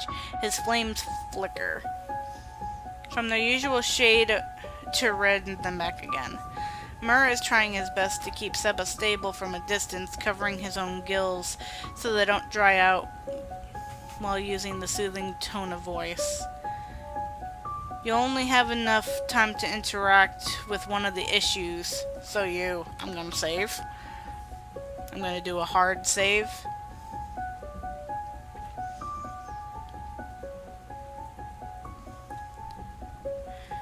Alright. I'm gonna help Seba. You run over towards Seba, holding a cloth over your face so you don't breathe in the fumes. I know you're out there. Seba, we're the only other people in the room. I don't know why I gave Mur that voice. Show yourself already. You ain't fooling anyone. Just hiding in the shadows, you coward. Seba, you really need to come to your senses. Lashing out isn't going to fix any... Fine. If you aren't responding, I'll smoke you out myself. Whoa, whoa, whoa. This is not good for my gills. Seba's flames flare up and the dining room's temperature gets considerably hotter. Mur turns toward you pleadingly. I'm really sorry about this, but can you handle him? A water-based person like me probably shouldn't be here right now. You nod while frantically trying to think of a peaceful solution. Seba? What? I'm busy. Oh, nothing important really. I was just thinking that maybe your flames are hurting Marrow if he is recovering right now. Oh, baby! That didn't occur to me. Thank you for telling me. You think you heard footsteps for a split second, but you aren't sure. The lights flicker back to normal. You hear the sounds of bones shifting, but that's a good thing.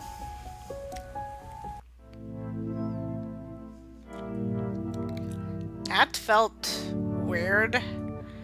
Iris sighs with relief and slumps against the wall.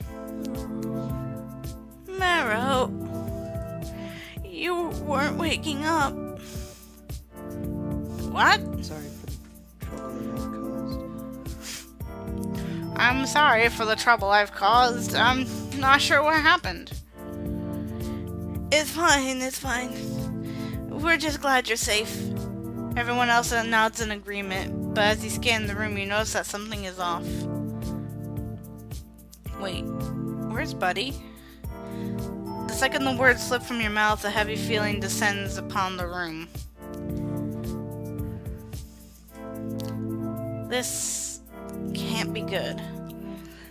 I really don't want to be the one that brings this up, but we have to consider the possibility that Buddy might have been kidnapped by whoever has Hans's head.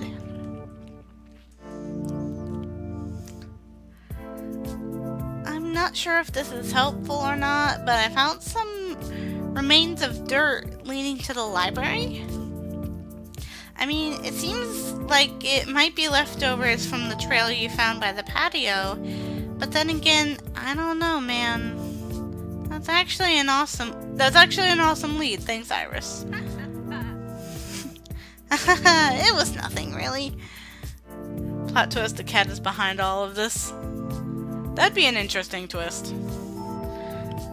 I think the cat might be part of this, but I don't I don't know if the cat is the actual culprit.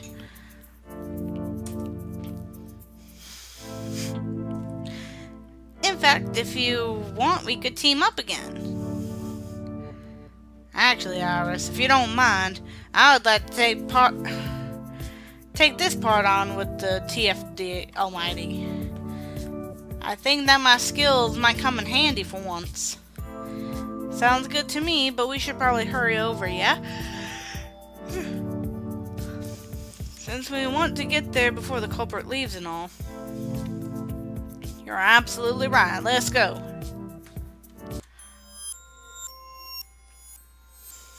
For a moment there, I thought my cursor was like an image on the back of his shirt. Hans might be dramatic, but in this case, he's in an actual predicament. Do a hard save because apparently the quick save was not doing much. He needs your help, and you aren't going to let him down if you can help it. Okay.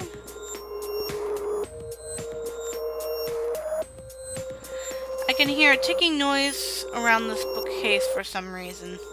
Ticking? Like a clock sound? Yeah. What should I do? Let me finish up on my end and I'll check it out with you.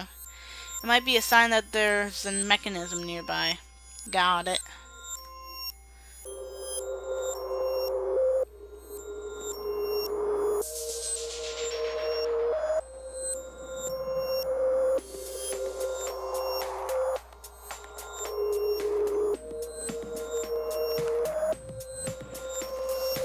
It's a book about capes. You're guessing that it's the one Iris and Hans were reading over together. For now isn't necessarily useful, but it does motivate you to look for him even harder. As you put it back, you notice a book that was slightly out of place. You half-heartedly flip it open to a random page. The Hebrew name translates to Blank of God.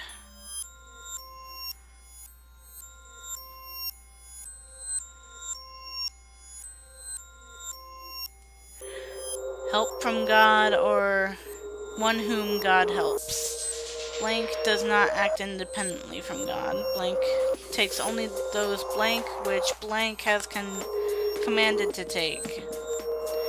You wonder why random words were blacked out. I wonder what else I should look for. Alright.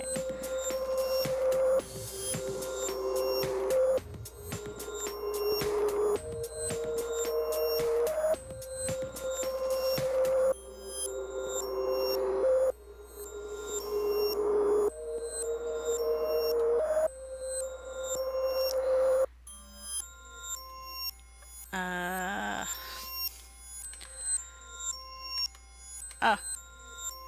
That was a very strange place to have it. What if you can only get paid $20 for all of this?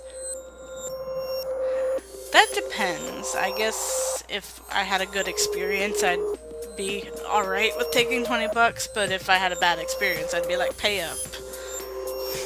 There aren't any more traces of dirt to follow. There isn't anywhere else to go. If you were to mess up at this point, you wouldn't be able to.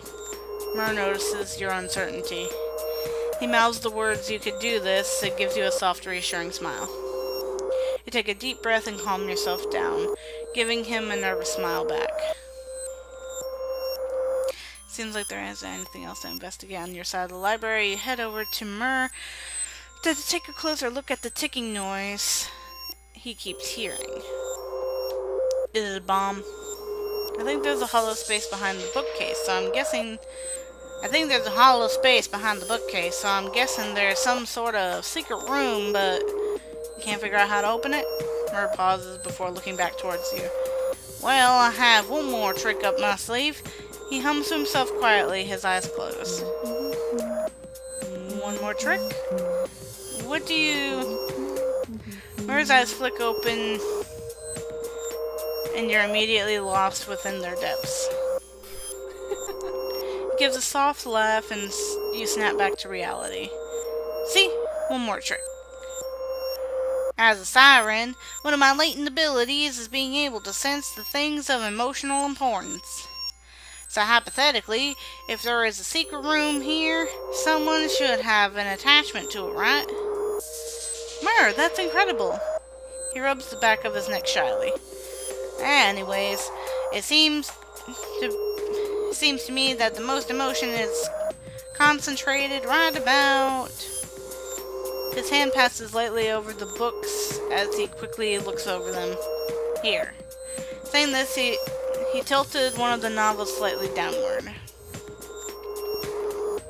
The bookshelf rattles and opens and reveals a dark chamber within. You are suddenly very painfully aware of how fast your heart is beating. I'm going to do a hard save.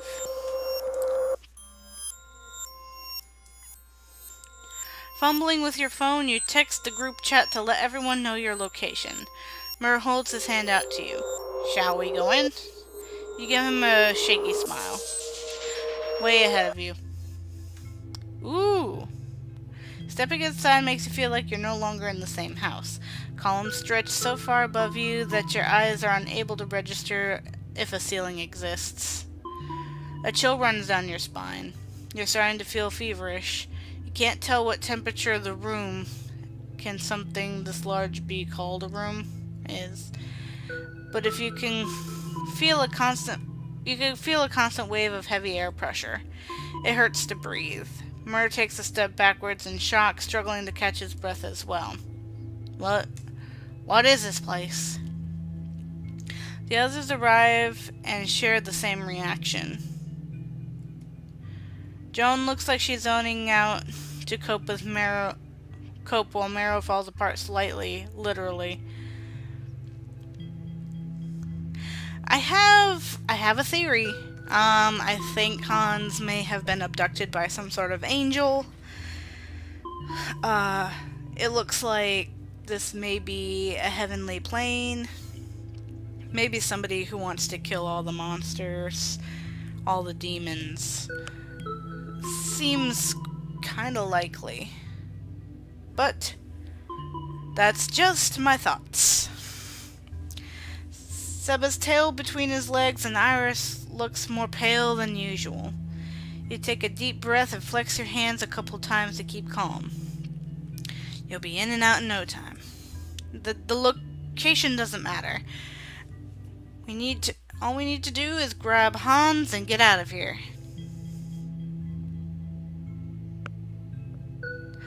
Hans, you say? You almost trip backwards.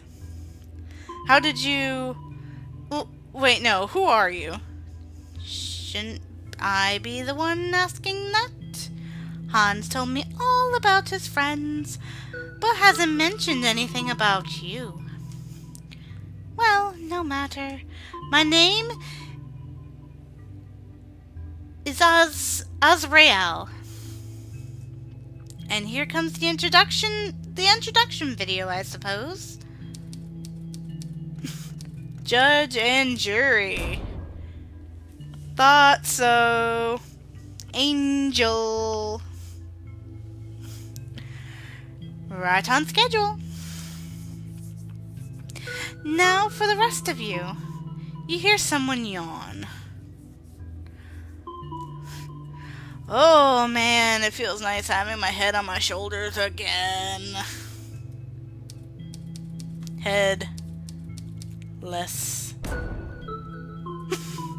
Hans and Buddy.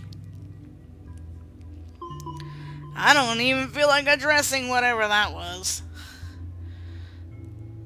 Hans. Seba. Are you okay? Yeah, I'm back in one piece.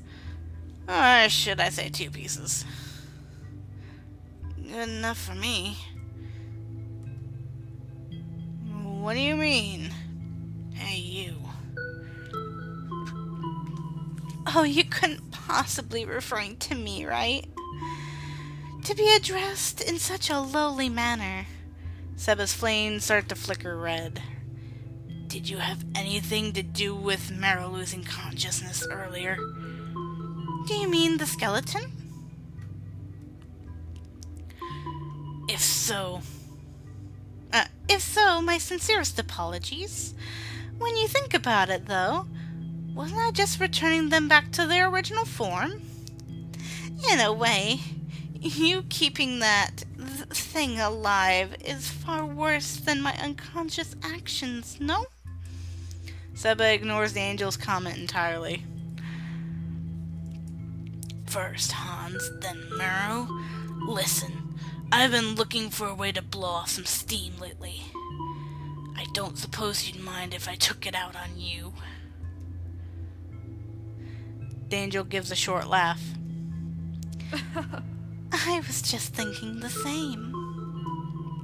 Don't worry. I'll be sure to send you back to whatever hell you came crawling out of.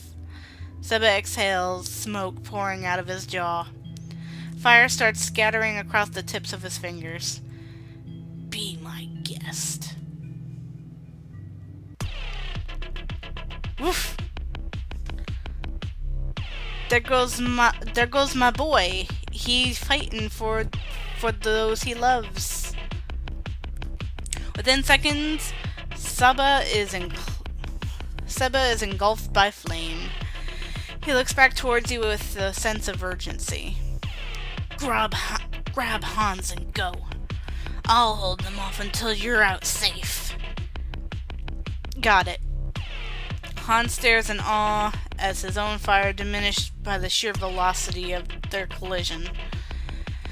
His eyes sparkle and he mumbles something to himself about Naruto. You grab his hand and give it a tug. We need to get out of here now. Hans looks at you, confused, when some of Seba's sparks lands on his arm. Ow! You okay? Hans grips his left arm tightly as it trembles, grimacing. Welcome back, Slasher. You missed a lot, I think. The darkness sealed in my left arm seems to have been awakened. Perhaps it is time to unleash my final move. Oh my goodness, let's go. You pull Hans with you as you take off running. The rest of the mansion's residents are trailing not too far behind. You silently hope that Seba will make it out okay. Retracing your steps, you slam open the same door you came from. What? You turn around frantically, looking for any sign of life. Hans? Anyone? There is no response. Where did everyone go? My. You didn't think you would be able to escape, did you? You! What did you do to Seba? Someone's touchy. You don't actually think I would hurt any of you, do you? Your friend the dog boy is safe. He's just taking a short nap. Although, I admit, it was somewhat irritating having to deal with him. But any friends of Hans is a friend of mine, to be honest. I would do anything to make my Hans happy. Let's say that hypothetically I believe you. If you love Hans so much, why would you want him dead? Me? Want Hans dead? I'm afraid you're sorely mistaken. I was told that his life was reaching its end, and that I was to guide his soul afterwards, but if anything, I've been keeping him alive this whole time. He's such a wonderful person, and I didn't want him to pass on. Wait, then why did Hans say you were trying to kill him? He must have misunderstood. Because I've been delaying the inevitable, I became trapped in this place with Hans. Initially, there wasn't much of a problem since I would love to spend an eternity with him. But now that you and your friends have ended up here, it's been somewhat problematic since people require food and sustenance. Well, surely with this many people here, we could break out together. As much as I would wish to share the optimism, the only way to leave is for a soul to be delivered. You hear someone scoff. The only way out is with a soul. Yeah, right. Joan! Everyone else, you're okay. You can't help but sigh with relief knowing that you're all in the same place. Also, I might have figured out the mystery. And what might be you referring to? Well, Hans is a Doulahan, so we know that he is supposed to be immortal. It wouldn't make sense for someone like that to be on your list of people to collect, no? Okay. When I mentioned the two-tailed cat in the dining room earlier, Joan seemed to have recognized it. The collar itself was smeared, but I believe that the cat's name was actually Hans. Am I right, Joan? Everyone turns to look at her. She looks away. At the time it seemed like it'd be really funny. In what way? Well, you always say that you like cats and cat girls so much, so I figured why not name one after you. Hans puts his face down in defeat.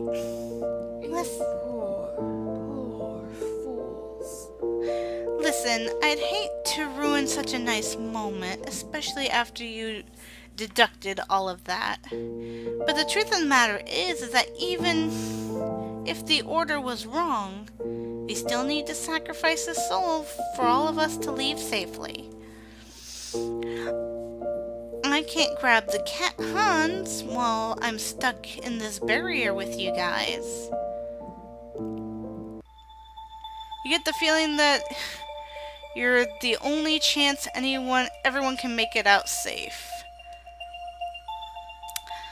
So this is a one-shot scenario.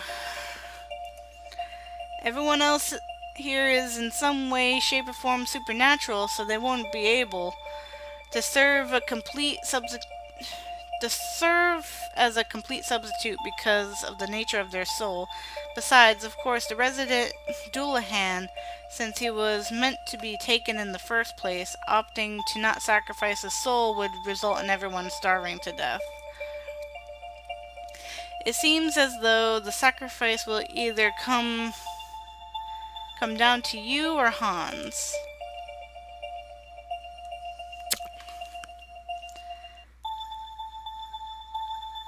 But the thing is,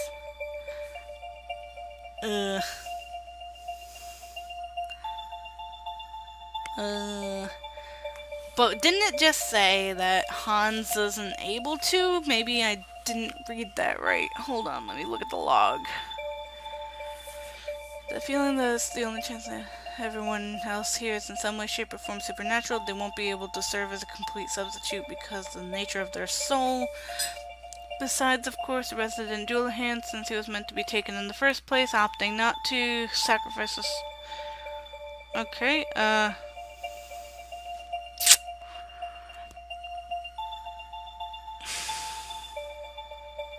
Hans wants to be with this chick, right? Honestly, I couldn't ask for a better opportunity. Sure, I'm a paranormal investigator, but some of my more specialized services are, well, paranormal extermination. Seeing so many of you sick, twisted creatures all living together was a shock at first, if I'm being quite honest. I wasn't sure how to kill each of you off without the others realizing, so I played along, but this is kind of a cheap ending. The idea that you scum would have to choose between dying a slow, painful death or sacrificing one of your dear friends. I couldn't ask for a better way to reach the end of my life, bringing at least one, if not the rest of you down with me. Everyone stares in dead silence, stuck between disbelief and betrayal.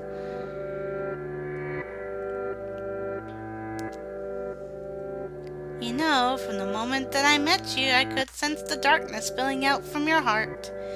I initially thought that this was a mistake on my part, considering how nice you were behaving. After all, no one can truly be that twisted, right? But I had an actual explanation. He really wants to be with this chick, right? So... This ending is a little strange to me. Clearly I was wrong. All this done to strengthen my belief that you humans are corrupt. The fact that beings such as yourself can continue to thrive in this world makes me want to hasten the apocalypse.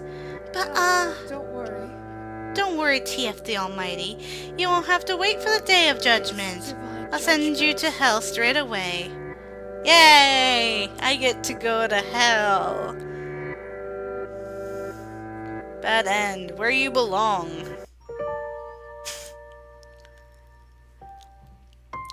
Alrighty, I will let you guys decide if I should boot up the end screen again to see the other ending. Because obviously those are two different endings. Or just calling the stream here. It doesn't matter to me. I'm all good with either. So I'll let you guys decide that. But I don't know, that ending felt a little cheap.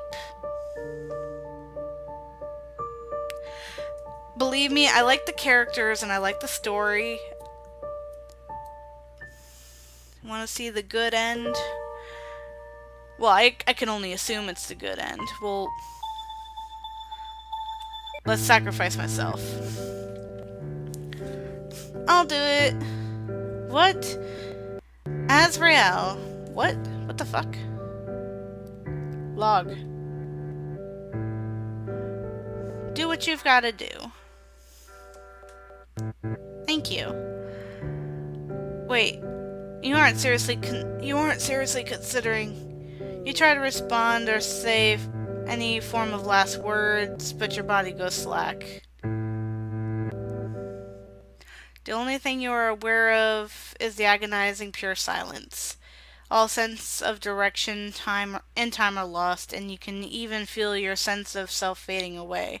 You can't tell if your eyes are open or closed because of the absence of light. The only thing you can feel is that you are slowly forgetting your memories and responsibilities, hardship, and trauma, seeming to have never existed. You've never been such a peaceful state before. You feel something wet on your skin. Are you crying? You can't remember why. A teardrop drips off your face and falls onto your body.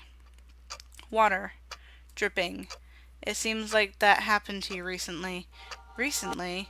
An Uber flashes into your mind. There was rain dripping from the roof. You're going to the mansion and you remember being scared at first, but getting close to Saba and Marrow. You remember naps outside, pranks, and playing hide and seek. You never got to say goodbye to Saba or Marrow, even though you knew them briefly. You felt like you could have had such a great time together. If only you could tell them that you mortals are stronger than you look. Turn around to see who it was, but when you try to open your eyes, you feel a burst of pain. I'm so glad. I'm so glad. Seba is choked up. Marrow coughs awkwardly. Nice to see you. What he means is, we're glad you're back. Oh, I missed you guys too. Are your eyes okay? They're really tightly shut for some reason. What? It's fine. Okay, fine, but you better not laugh. I won't. I thought we were doing a staring contest, though. It's like the constellations are in your eyes. Really? That's so rad. These eyes will take some getting used to since, well, the color spectrum looks different and I can low-key see ghosts now, but you close your eyes and close your eyes momentarily and steady yourself. A smile escapes your lips and you look around once more. Don't worry though. This isn't like I'm saying goodbye or anything. For as long as you'll have me, I'll always come to visit you by moonlight.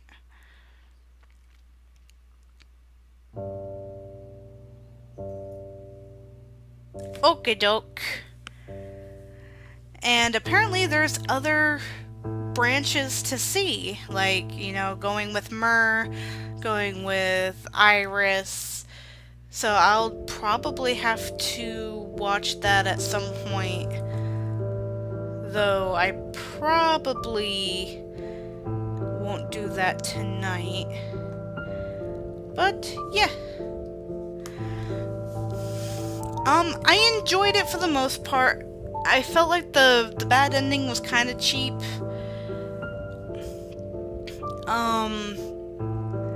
The criticisms I could offer for the most part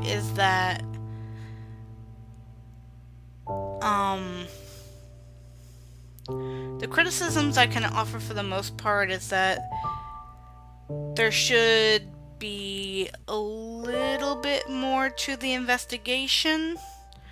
It didn't really seem like there was really any mystery. It was a cute story, though. And I have to watch the rest of the, the other 4 peeps chap hiding. It's okay. But this was fun.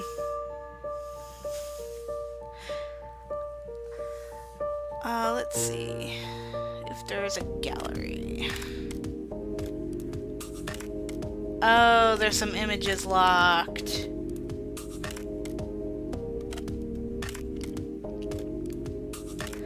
Okay, let's see what the bottom said. Ghouls are $20 to $100, open to others. Gotcha. The two-tailed cat. Oh.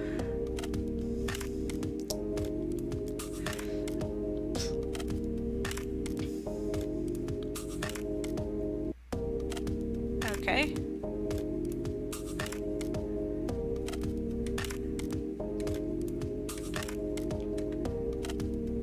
End of the road.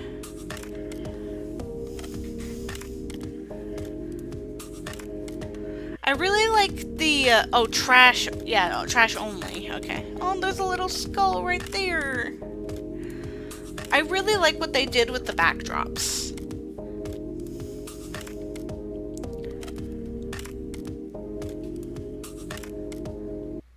Mirror is out of order. Oh, this must be Iris's room.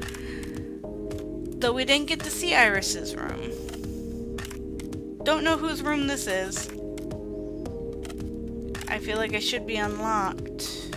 I mean, locked. Okay. If I didn't see all the areas, why would I be able to see that? Although, Seba is definitely my little child. I love him very much. I'm gonna call it here. Thanks y'all for watching. I've been looking around on Steam for other free-to-play games. I'm thinking about doing more free-to-play games. I want to do some more visual novels because I love visual novels.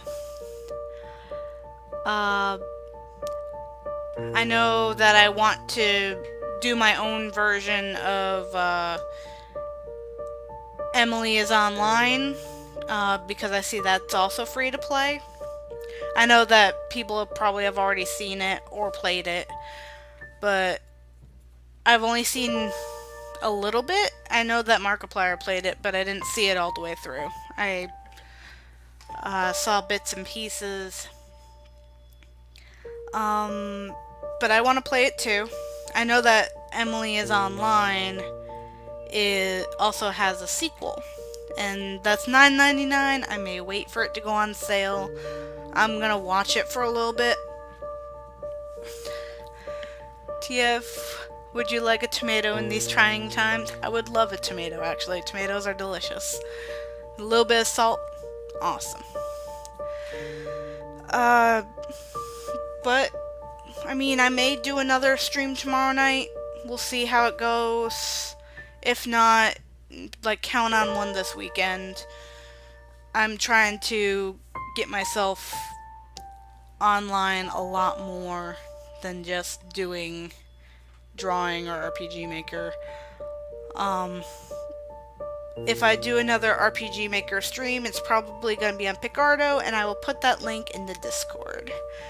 And I wanted to thank Beth Chan for subscribing. Thank you very much. And I want y'all to have a great night, alright? I will see you on the other side. Thanks for watching.